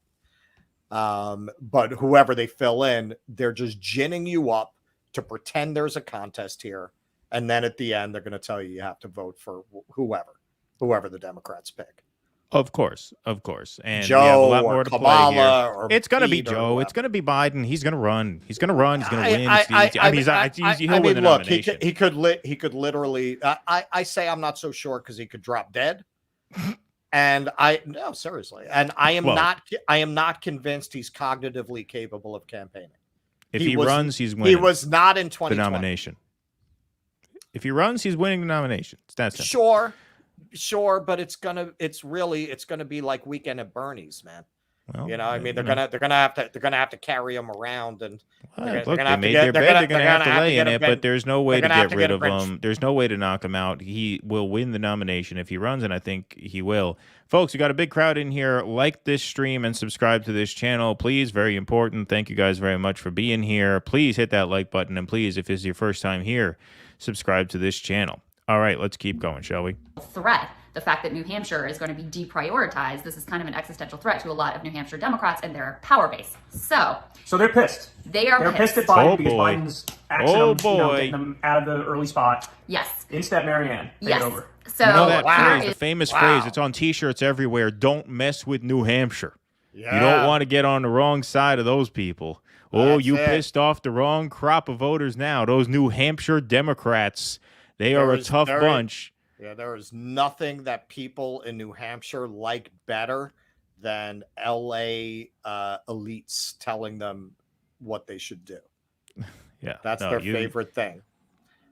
Is a Washington Post article that came out today from very established political journalist Michael Shearer at the Post. Headline is, potential Biden challenger Marianne Williamson heads to New Hampshire. The subhead is, the visit comes as state Democrats warn the ongoing showdown over primary dates will create an opening for an insurgent candidate that could embarrass the president. So the whole framing of the article is basically like Biden screwing up in New Hampshire, and because of that, an insurgent candidate, maybe like Marianne Williamson, has a real shot here. I never would have thought that was a threat. You never thought they'd put that in the Washington Post because they never do put anything this in establishment newspapers. They never play the same game you're playing right now. ABC News never printed this. GOP Trump critics moving closer to launching 2020 primary challengers. Okay, maybe ABC did. Okay, I misspoke. What about NBC? Surely they wouldn't. Oh, no. Trump's path to the 2020 GOP nomination should be hard. Joe Walsh's primary challenge is a first step. All right, NBC, okay, fine. But not the LA Times, right? Oh, ex-Representative Joe Walsh to challenge Trump in 2020 GOP primary. Here's the New York Magazine, The Intelligencer. Is Kasich preparing a primary challenge to Trump in 2020? There he is with the boxing gloves. All right, those are print magazines. What about TV? Oh, there's Krystal. Is a GOP mutiny? Trump's possible 2020 challengers. I'm sorry, Krystal, to throw cold water on your theory that because the Washington Post gave Marianne a good write-up, this is real. This is all happening. This happens all the time. Every cycle around this time, which is, late winter, early spring of the off year between the midterms and the Oval Office race. They want to start making that they want to start making some money. They gin up some excitement. Oh, is Trump going to waltz to the nomination? Maybe not. Maybe we're going to have more Republican debates. Maybe Joe Walsh is going to challenge him, right? Maybe John Kasich's going to get in there. right? And Who was the and guy then- who ran? Bill Weld. He's going to do it. Never happens. It's bullshit. It's bullshit. This is what the corporate media does, which is why, Russell, you have said in the past, these guys are, in a way, auditioning for corporate media jobs, or at least the next incarnation of what the corporate media is. And this is Exhibit A. They're doing the exact same thing. They're doing exactly that ABC, NBC, CNN. I just showed you 5 examples right there. I could have showed you 20 more. They're doing the exact same thing. And you see Lance Bass over here as she's reading it. He does a take to the camera. Whoa. Boing, boing. Ooh. Oh, Ooh. wow. Here, we'll put ooh. Ooh. Yeah. They someone like Marianne Williamson, not coincidentally, our friend Marianne. You know, and Exactly. like you showed those headlines, and for me, I always imagine the people who you run into whose brain is just in that soup, and you talk to them, and they're just so fucking moronic. Oh, you know what I heard? I heard Bill Weld is actually he's gonna run. Exactly. He's gonna challenge Trump. They were talking about it. Yeah, they were talking about it. Who was talking about it? Who was talking about it? A bunch of grifters who make their money getting idiots like you who wanted to sell you a what newspaper. They were talking about. Right. Who wanted to get some ad revenue off of your idiocy. That's it. And that's exactly what they're doing. I mean, this is a little bit of a different game, but it's the same game. They're trying to gin people up to keep them interested in their channels and to hopefully increase interest in their channels. Otherwise, they are not willing to walk away from the establishment in the ways that you would need to cover 2024 the way we're going to cover it. They're not willing to do that. They're not willing to cover 2024 from a pox on both their houses perspective, which is the appropriate take. And with some support for third-party candidates, I'm sure we'll be supporting some people around the country who are running outside of that system as they emerge. They're not going to do that. They think that she comes right out of corporate media. Right. She comes out of MSNBC. These are the terms she's thinking in. We need to build up an object to hang all of our marketing on. Exactly. This That's is for them. perfectly They're said. marketing their brands. Exactly. Whereas we are perfectly happy to tell the good old-fashioned truth, right? We'll just stick with that, which is that there is no good outcome in 2024. It's a joke. This is ludicrous. This is asinine. And there's not going to be a good outcome, but we're going to have fun covering it anyway from the kinds of point of view that Russell just talked about. Axel, this election cycle will be a masterclass in gaslighting Gen Z. I agree with you. But we have more from these guys here. Would have thought the dog just arrived. I never would have thought that the first big national write-up talking about Marianne would actually have a positive frame and take her seriously as a real threat to Biden. Never could have predicted that. Why couldn't you have predicted that? I just showed you this is what they do.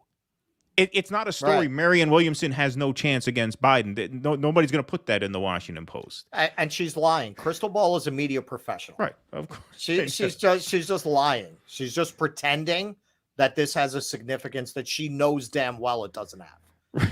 This reminds me of the scene in the Royal Tenenbaums where the Owen Wilson character calls up the book reviewer because he's just written a novel. He says, just out of curiosity, I'm a little curious. Why would you make a point in your review of calling me not a genius? You know,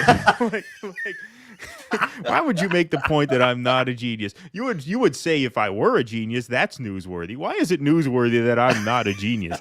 It's the same idea here. It wouldn't be news if they wrote Marianne Williamson to launch quixotic no chance campaign against Joe Biden. They wouldn't get any clicks on that story. It's she's going to New Hampshire. The New Hampshire Democrats are pissed. She may be able to make something happen here. Of course, that's going to get people to read it. And so, of course, that's why they do it. They do it all the time. We just showed you 5 exhibits. It took me 10 minutes to find those. If I wanted to spend an hour, we could be going on all night with exhibits. All right, here, let's go. My analysis here is that the media also loves drama, Of course. and so they see they don't take Marianne Unlike seriously. you. They don't think she has Unlike any chance. you. So they feel like, what's the harm in kind of boosting her a little bit here by saying like, oh, Biden's screwing up, and then also you have Democratic Party officials in Well, that's right. New Hampshire. That's right. And That's right. He just again, relationship advice: be careful. Don't contradict your fiance on the air like that. You know, don't show her up like that. But yeah, he basically do you know? He basically just said the nice version of what we just said, which is, yeah, you know, I mean, look, they could just be doing this for clicks.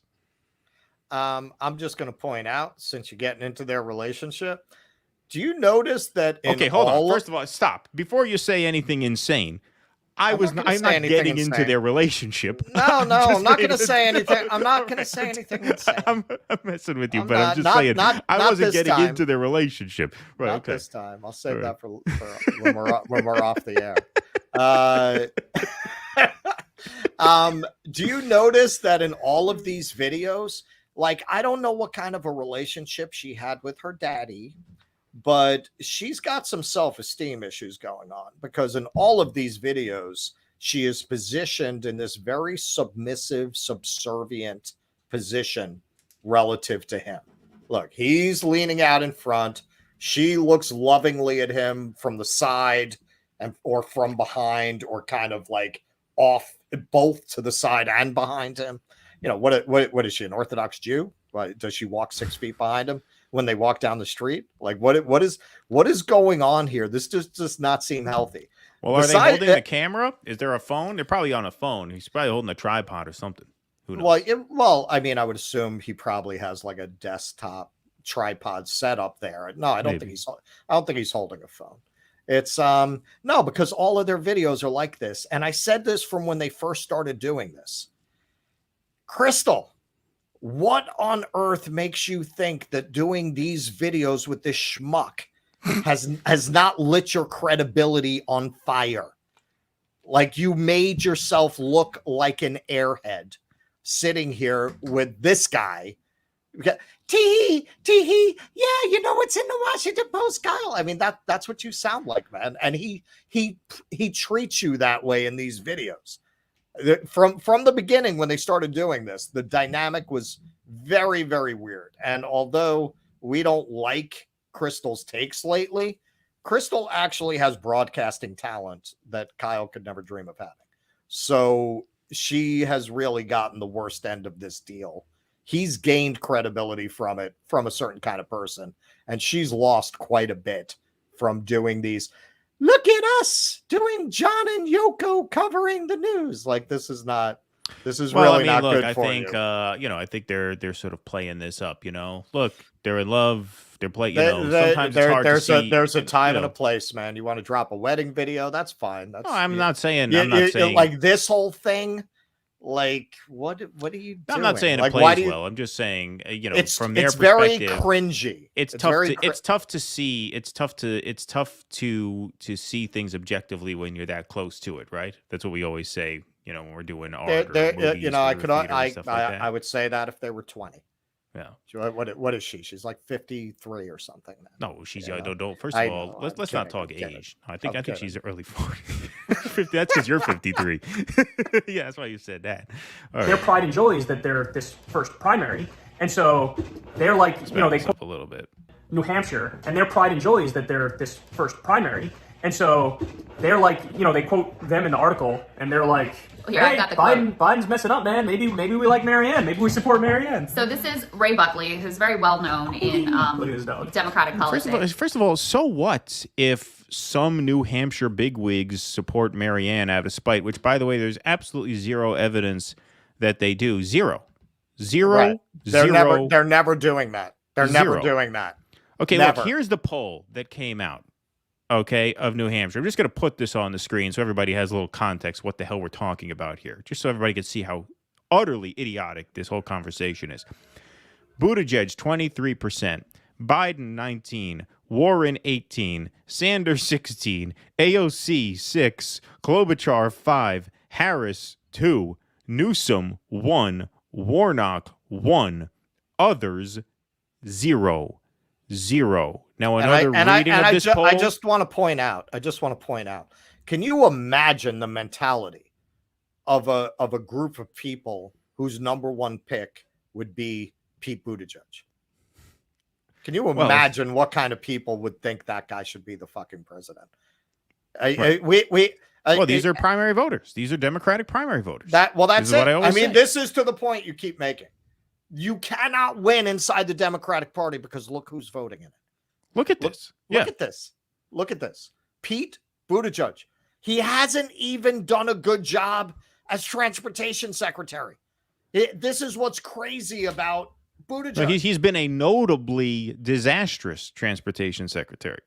He has not only has he not done a good job, he's probably the most infamous transportation secretary in history. He may be the first infamous transportation secretary in history. Yeah.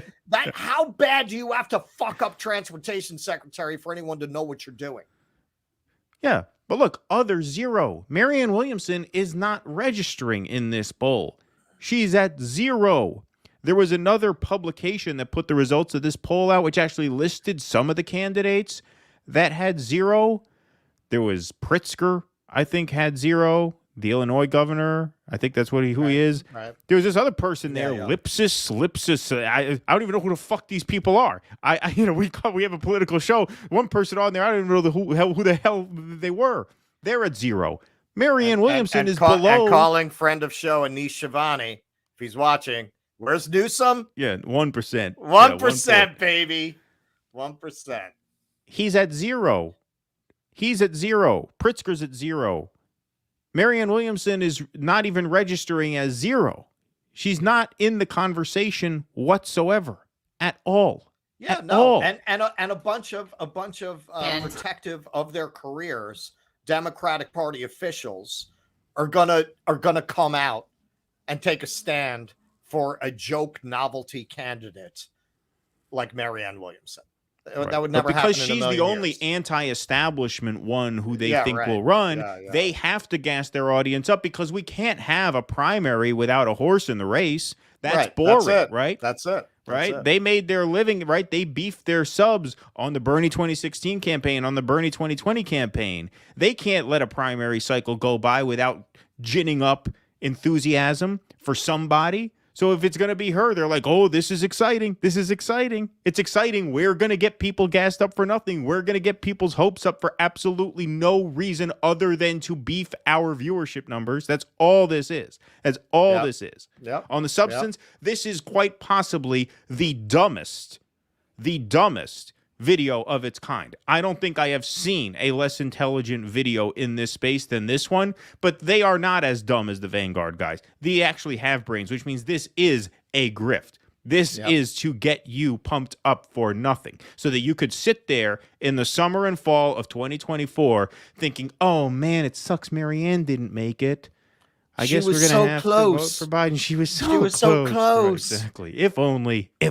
Democratic politics and longtime chair, New Hampshire Democratic Party. So this is somebody who has a lot of influence in the party. A lot of people know who this guy is. He's kind of, been a kingmaker for a long time. So What's he said is Roy Baker, we have the repeatedly kingmaker? warned the DNC that their proposed schedule and sanctions on New Hampshire will undermine President Biden by opening up the door to a primary challenge. To date, these warnings have gone completely ignored. It is our hope they will join us in understanding how much their misguided plan will stoke divisions and that they will work with us to reach a solution. So, you think Joe Biden's afraid of the New Hampshire Democratic Party turning on him? One of the things that you kind of admire about Joe Biden, as much as we can't stand Joe Biden, as much as we hate what he's done and the job that he's done, you kind of have to, part of you has to admire that big dick energy he gave off during those first few primary states where he's just eating shit, no campaign whatsoever. He's just sitting back like, yeah, okay, oh, Pete won Iowa, Bernie won New Hampshire, Nevada, very, very good. I'm sitting on a basket of southern states where no one's going to touch me,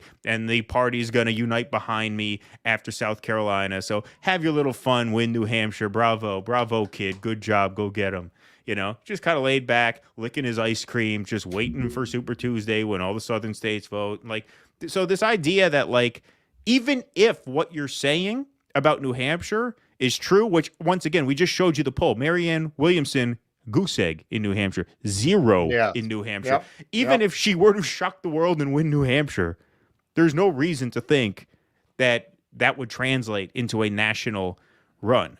But again, the idea of her winning New Hampshire, an absolute fantasy. She's polling at 0%. 0. We don't even know. She might be less than 0. 0 are the people who registered 0. We don't even know. I've not seen her name listed on the poll, which means I don't know if anyone has thought Marianne 2024 in New Hampshire. Well, that's what's so shockingly dishonest about this segment, because neither of them is dumb enough to believe that she could be a challenge to Joe Biden. So what are you talking about right now? Why are you telling your listeners this? Right? I mean, it's in a way, it's really worse than the Sunday morning roundtables that deal in this, because, you know, at least those people have made their beds. The people who are watching that, you know, the people who are watching you are the people who tried to revolt and get away from that, who trusted you, and you're steering them in this direction. I mean, it's really disgusting. Yeah, no, I think you're right. Openly saying that, you know, hey, if you try to, oh my God, if you try to push us to the side, you are opening up a window for a candidate, maybe like Marianne, who could step in and embarrass Biden in this state. So open warfare between the New Hampshire Democrats and Biden. And, you know, keep in mind, New Hampshire has two Democratic senators who also obviously incredibly important in the Senate. They could throw their weight around with Biden as well. Jean Shaheen is very sort of, you know, powerful in the Senate and senior and has the ear of Biden, et cetera. So this is getting really ugly for him. So now the other point to make is... It's not getting ugly for him at all. He's polling second behind Pete Buttigieg, who will no doubt stand down and endorse him when Biden announces he's going to run. We know from very recent history that when Pete Buttigieg drops out and tells his supporters who to vote for, they listen. Didn't we just learn that 3 years ago? So you add Pete's 23 to Biden's 19. Now Biden's at 44. Warren's going to do the same thing. Bernie's going to do the same thing. Biden, boom, he's at 75% right there. You are talking about a fantasy. You are talking nonsense. This is utter nonsense. Assuming their motives are pure, this is the single dumbest video of its kind they have ever seen. We are not saying their motives are pure, because Krystal Ball is not a moron. Krystal Ball is far from a moron. There is no way you believe what you're saying here. I refuse to believe you actually think Marianne Williamson is going to go somewhere in New Hampshire. In New Hampshire. Never mind the rest of the country. Or that the New Hampshire Democratic Party is going to stand up to a sitting that they're president. going to revolt from being right. Oh, we're not first anymore. Well, we'll show you. Right, come on. These are Democrats. These are Democrats we are talking about. They'll be upset about it. They'll get over it. Blue no matter who. Blue no matter. It says it right there. That's it. No, we're going to lead to Marianne Rebellion because we got demoted to second. Well, and the Democrats are the mean girl party. See, this is the thing. You can rebel in the Republican Party because if you're saying the right things, the voters will back you against the establishment. If you're in the Democratic Party, you don't have anybody there for you, right? Like their voters, their base is not going to back you.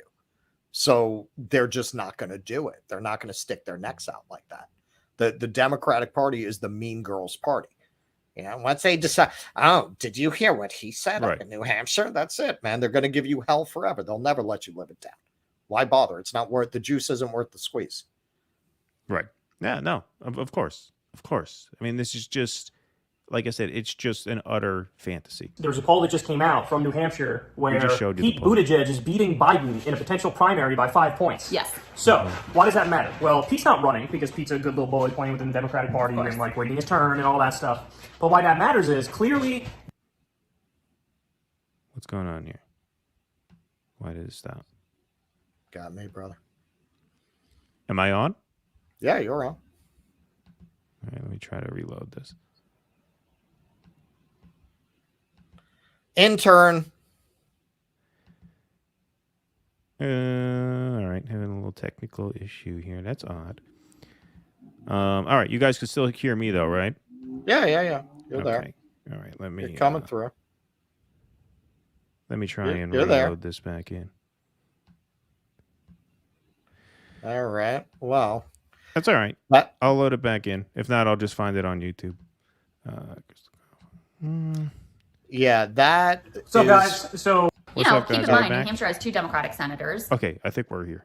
Biden in this state. So open warfare between the New Hampshire Democrats and for him. So now the other point to make is there's a poll that just came out from New Hampshire where Pete Buttigieg is beating Biden in a potential primary by 5 points. Yes. So why does that matter? Well, Pete's not running because Pete's a good little bully playing within the Democratic Party and like waiting his turn and all that stuff. But why that matters is clearly. That's interesting. That video is fucking with us. Okay. All right, hold on. I will get a workaround here. All right. Well, fun with comments. Yeah, take some chats and stuff, and I'll get us a workaround. I do not believe they flagged the video, Michael. I don't think so. I think this is one of these things. Oh boy. Okay, I'm not even putting that one up there. Little perverts we got in here. If they flagged the video, we would just something would be with the stream. Yeah. Tucker, as our friends at the Vanguard would say, Tusker's on point. She's on point. Mean Girls politics. You don't understand the inside game technicalities of grow up. Yeah. Look, Tucker, I spent my my late adolescence, early 20s imbibing the silky tones of David Brinkley. And you know what, man, if you're gonna listen to this kind of aristocratic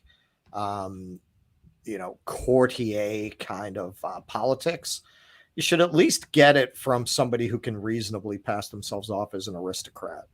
David Brinkley I'll always have a soft spot in my heart for, because that guy could pull off the smooth wasp thing like nobody's business. What do we have now? These guys with their dog, their cat, whatever freaking half-ass Moorish dresser they got going on in the background there. All right, that one's funny. Marianne morphed into a cat to listen to all of this. Right. All right, I'm going to try this one. Let's see what we can do here. Hopefully this works, folks. This is a different file. What's up, guys? So we have some. As well, Gene Shaheen is very. Buttigieg is beating a good little bully playing within the. They're looking for. There we go. Okay. Yep. This party and like waiting his turn and all that stuff. But why that matters is clearly Democratic voters in New Hampshire are looking. Sorry, Russell. Can you take that comment off? Yeah. Perfect. I just caught that. Yep. All right. Here we go. All right, folks. We're gonna reset. Enter back in. Out from New Hampshire, where Pete Buttigieg is beating Biden in a potential primary by 5 points. Yes. So, why does that matter? Well, Pete's not running because Pete's a good little bully playing within the Democratic Party and like waiting his turn and all that stuff. But why that matters is clearly Democratic voters in New Hampshire are looking for something new. They're looking for somebody new. Yes. And the fact that Biden They're looking for somebody new. That's why the top 4 candidates are Pete Buttigieg, Joe Biden, Elizabeth Warren, and Bernie Sanders, because they're thirsting for something new. That's why Buttigieg, Biden, Warren, and Sanders have a combined, 75% of the vote? Yeah, they really want something brand new in New Hampshire. There's evidence for that in that poll that he's citing that I just pulled up a few minutes back. Yeah, they're breaking out of the mold. Yeah. They're thinking outside the box up there in the New Hampshire Democratic primary voters. They are ready. They are ready for a new Krystals. Sensation. Yeah, exactly. They're ready to be manifested. They're probably sorry, guys. The dog is going crazy over here. The fact that Biden is directly snubbing them is, I honestly so adorable. think Marianne kind of overnight just became a serious contender.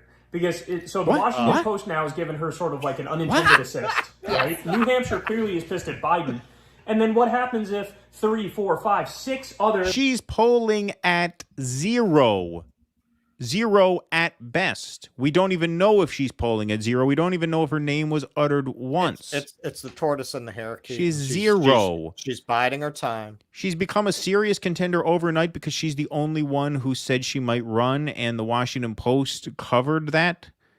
That makes her a serious contender to a sitting Democratic president overnight, who has 19% support already. The other 23's coming when Pete stands down. The other 18's coming when Warren stands down. The other 16's coming when Bernie stands. What are you talking about? What are you saying? And this is what I really am going to be curious to see as we really get into campaign season. if they stick to this line, how much of their audience is gonna buy in? Because seems to me TYT and Majority Report have the like left adjacent shit libs locked down.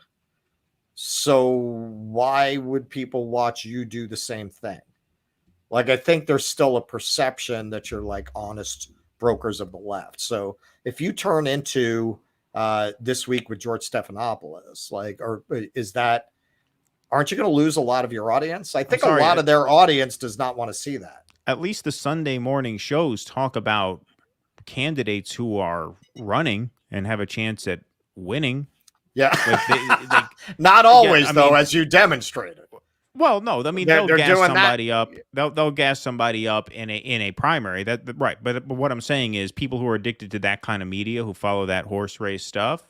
Yeah. I mean, to the extent that two-party politics is theater, at least they're actually talking about the players on the stage and the plot and the script and the momentum.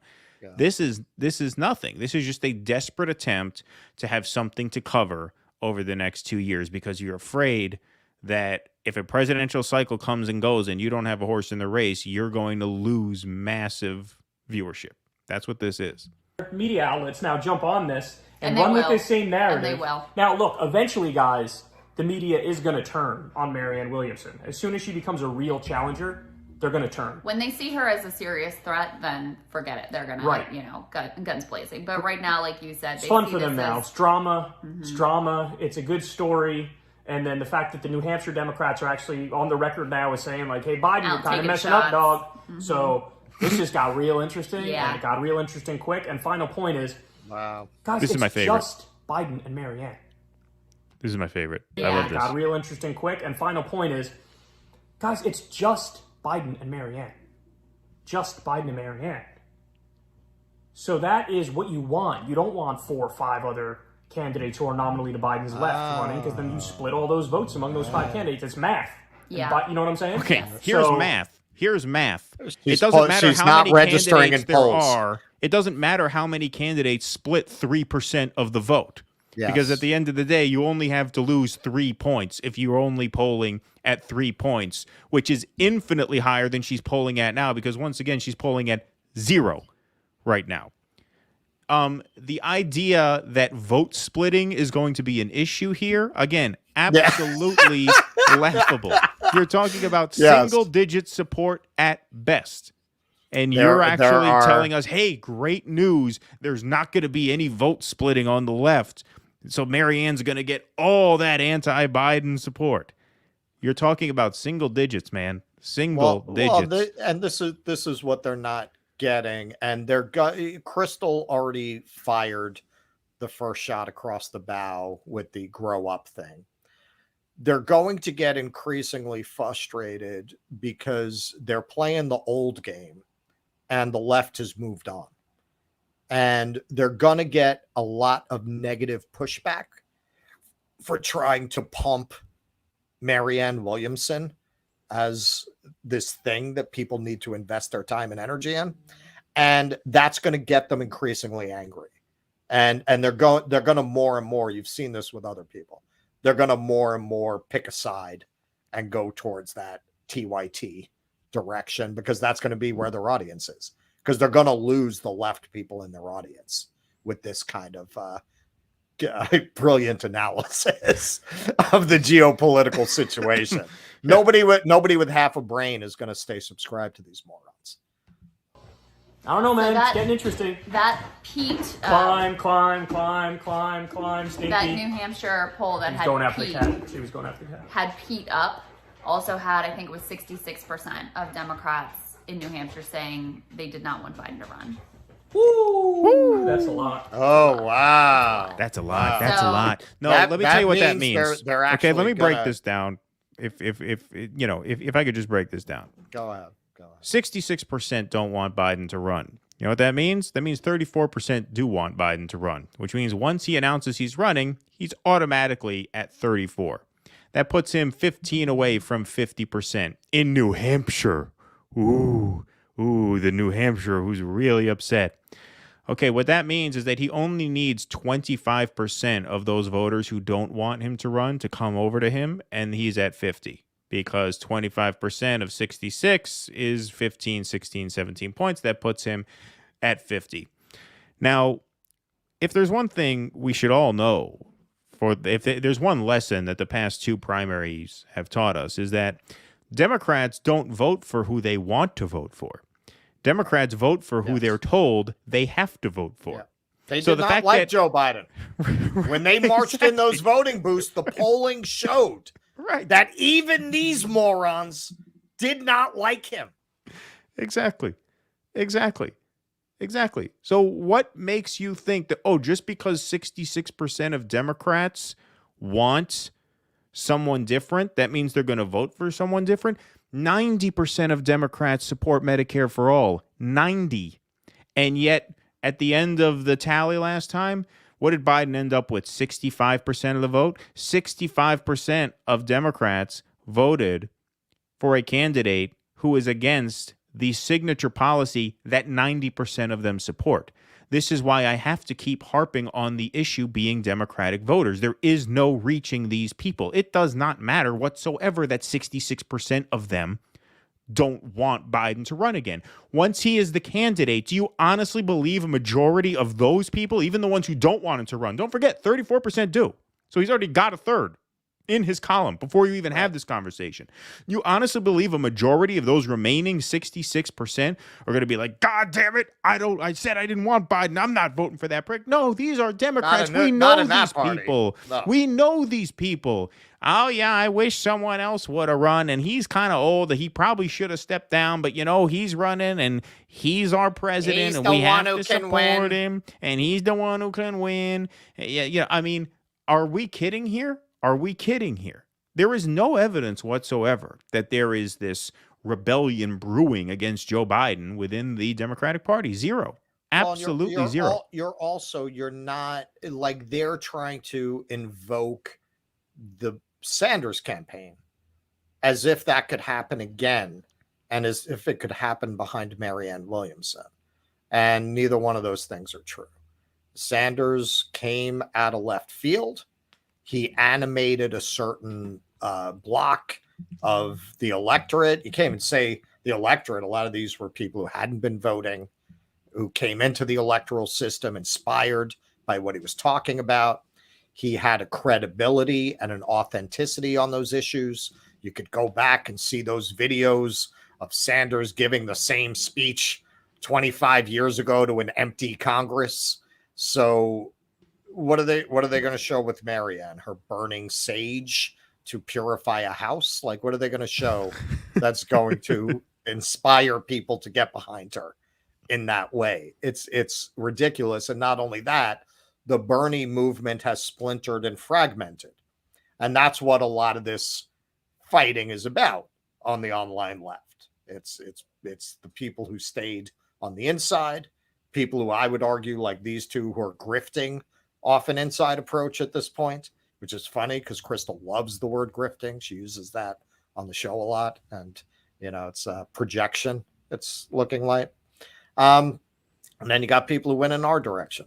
You could definitely say that's kind of the Glenn Greenwald. It's the Max Blumenthal's, the Matt Taibbi's. We went in the other direction.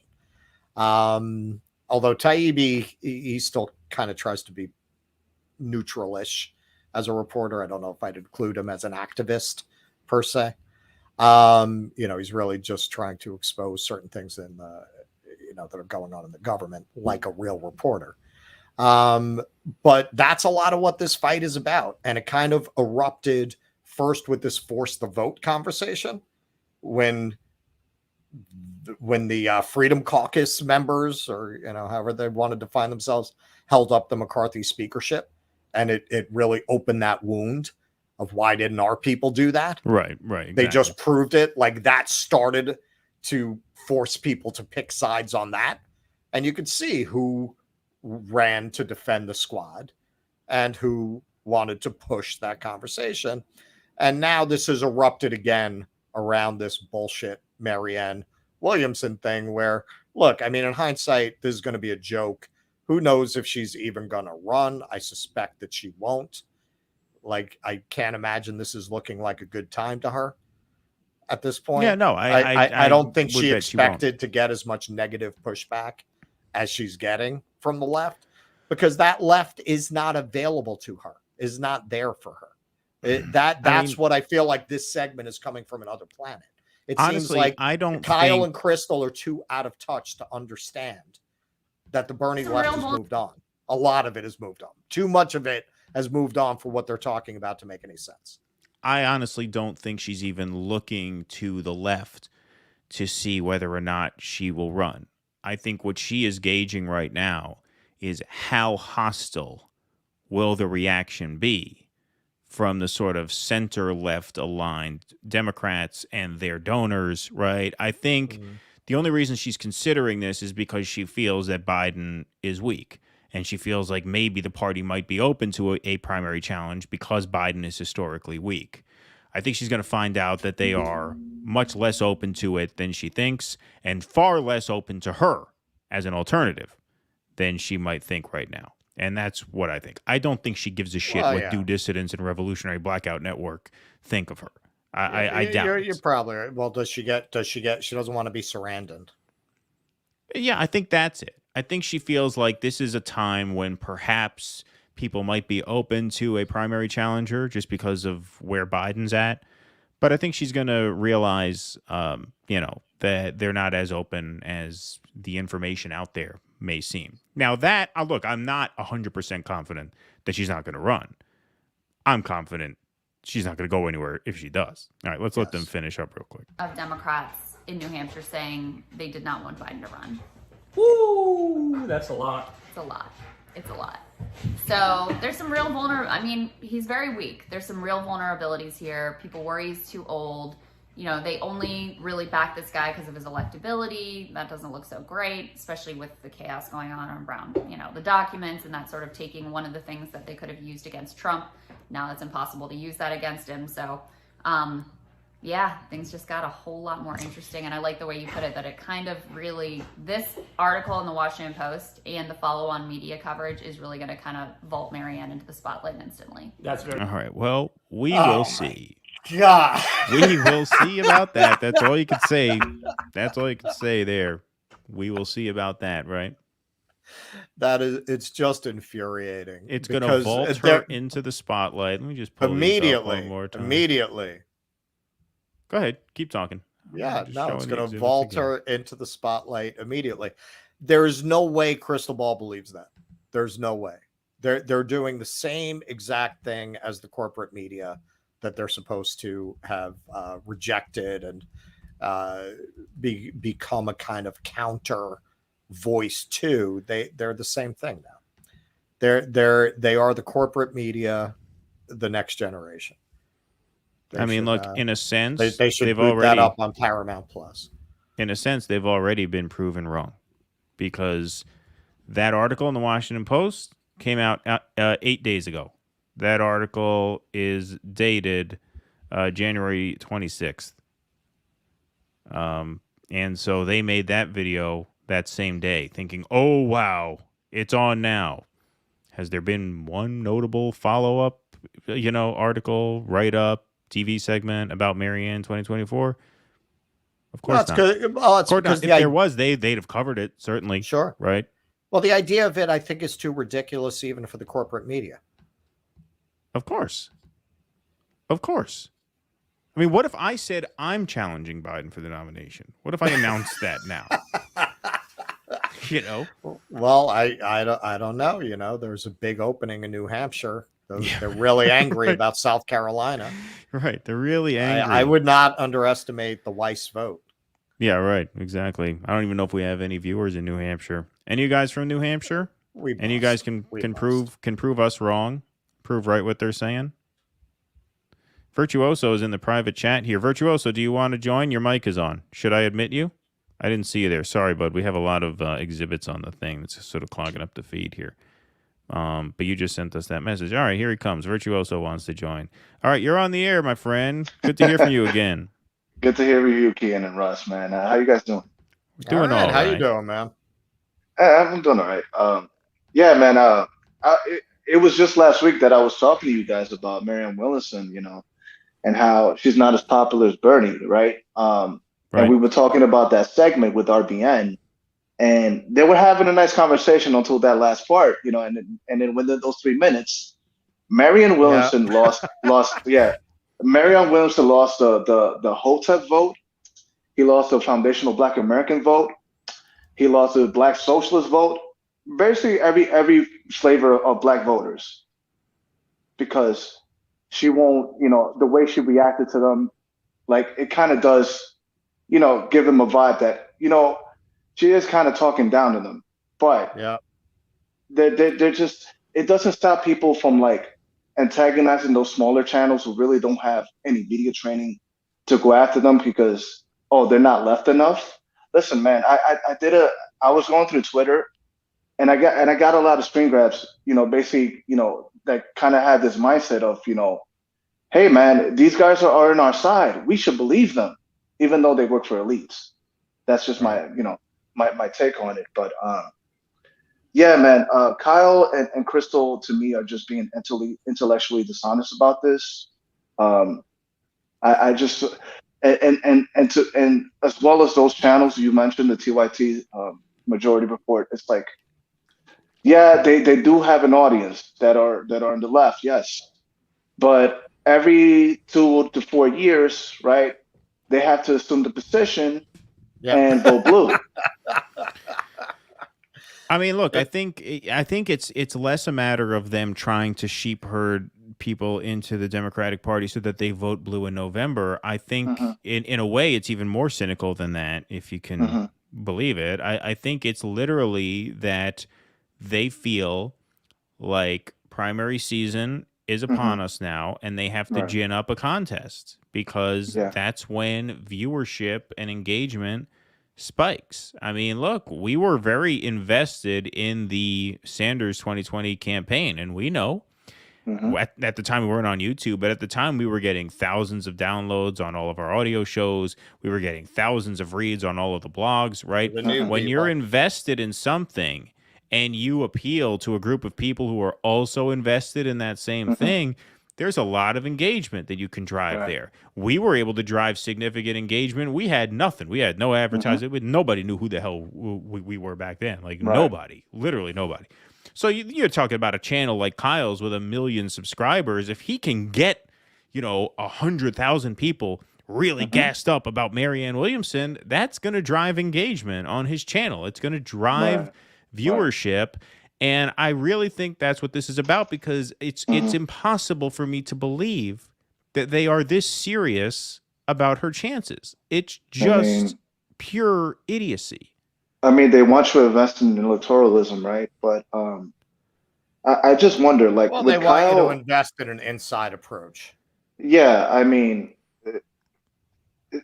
I know, and they want you to watch their channel. I mean, they want a horse race so that you watch them, so that you get invested, so that you're on their team. Right? Yeah. Sorry. Do you think do you think Kyle could have garnered like more people on his side if instead of going with this, hey, we need a Tea Party for the left?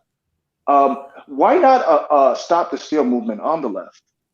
Because there was a lot of cynicism surrounding the primaries with Sanders and the voting.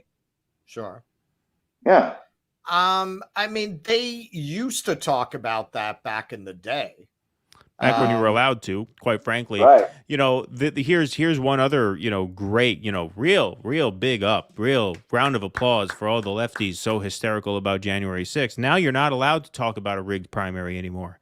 You're not allowed to talk on YouTube about the illegitimacy of any presidential election, not just 2020, but anything. Who was the guy that did that documentary? The democracy, money. Damn, I forgot the name of it. It was this reporter that kind of talked about that. He kind of got into fame when he talked about the 2000 election with George Bush. Yeah, I know who you're talking about. The best democracy. Yeah. You're talking about Greg Palast. Yes, Greg Palast. And he's done a lot of work like that. I believe Willie Bragg, who's a friend of ours, friend of the show, I believe he got a strike for talking about the 2000 race because you're just Right. not allowed to question anything. And you can say if I'm wrong, Willie. I don't know if you're watching now, but I believe you said something about they censored it. So you can't even talk about that shit right Yeah. now. You can't. And, you know, this is an example of if they come for one channel, they'll come for Yeah. everybody, right? Once you And set to- that precedent, that- you're not allowed to broach certain Uh-huh. topics, it becomes a very, very dangerous thing. So, But see, that when you describe right there, that just shows that voting is a crucial part of our democracy, and they're willing to protect the so-called integrity of our democracy at all costs. And instead, all you hear is like all this crazed lunatic ramblings about identity politics. This red brownism alliances, bro. Yep. The only red Yep. brownism you're ever gonna see in your life is your stool. Stop talking about Nazis. Stop with these fucking World War II signifiers that Vosh like to talk about so much. You know, rather than the FBI, who are the real fascists, who have been hunting and killing leftist movements for decades. Sure. Well, Yeah, man. I was watching a story today. I'm gonna have to do follow up on this about how everybody's freaking out about Chat GPT and what it means for the world. But apparently, I'm gonna have to test this myself. If you go to Chat GPT and you say, I saw a segment about this on someone else's show. I have to do my own research to be clear. But somebody did a study to check it out to see if it had biases. And if you say, write me an essay about how Donald Trump is not a racist, it will tell you, I am an AI that is politically neutral, that does not take positions. And if you ask it, write me an essay about how Joe Biden is a racist, it'll give you something saying, some people claim that, but this is why Joe Biden is not a racist. And the explanation is that the way this thing was trained is you had human trainers who give it a thumbs up or a thumbs down based on what its responses are. And it learns. That's what makes it AI. And when you look at who trained it, it's these are not MAGA people who train the responses. So it wound up having this very liberal establishment bias. Now, they're already talking about how they can use that AI to police speech on the internet. Now, we already have AIs doing this, as Keaton often talks about. We have to be careful about what we say when we're doing this show because of that. Now you're talking about getting something that's much, much more advanced that'll really pinpoint, like the conversation we just had. In a couple of years, we might not be able to have it. And who is fighting against that? The only people I see really fighting against that are people who are defined as the right. I don't necessarily accept that definition. Sometimes it's accurate, sometimes it's not. But they call anybody who is fighting against the establishment right wing now, because the establishment sees itself as liberal left. sure. But as somebody who is a lifelong artist, who does politics podcasting, that for me is an existential threat to everything that I care about. And I will ally with anyone who wants to fight against that. Yeah, we talked about that in our recent Patreon video, actually. All right, Virtuoso. Well, I guess we will hang it Shot up the for now. fire. But thank you so much for the call. Appreciate it.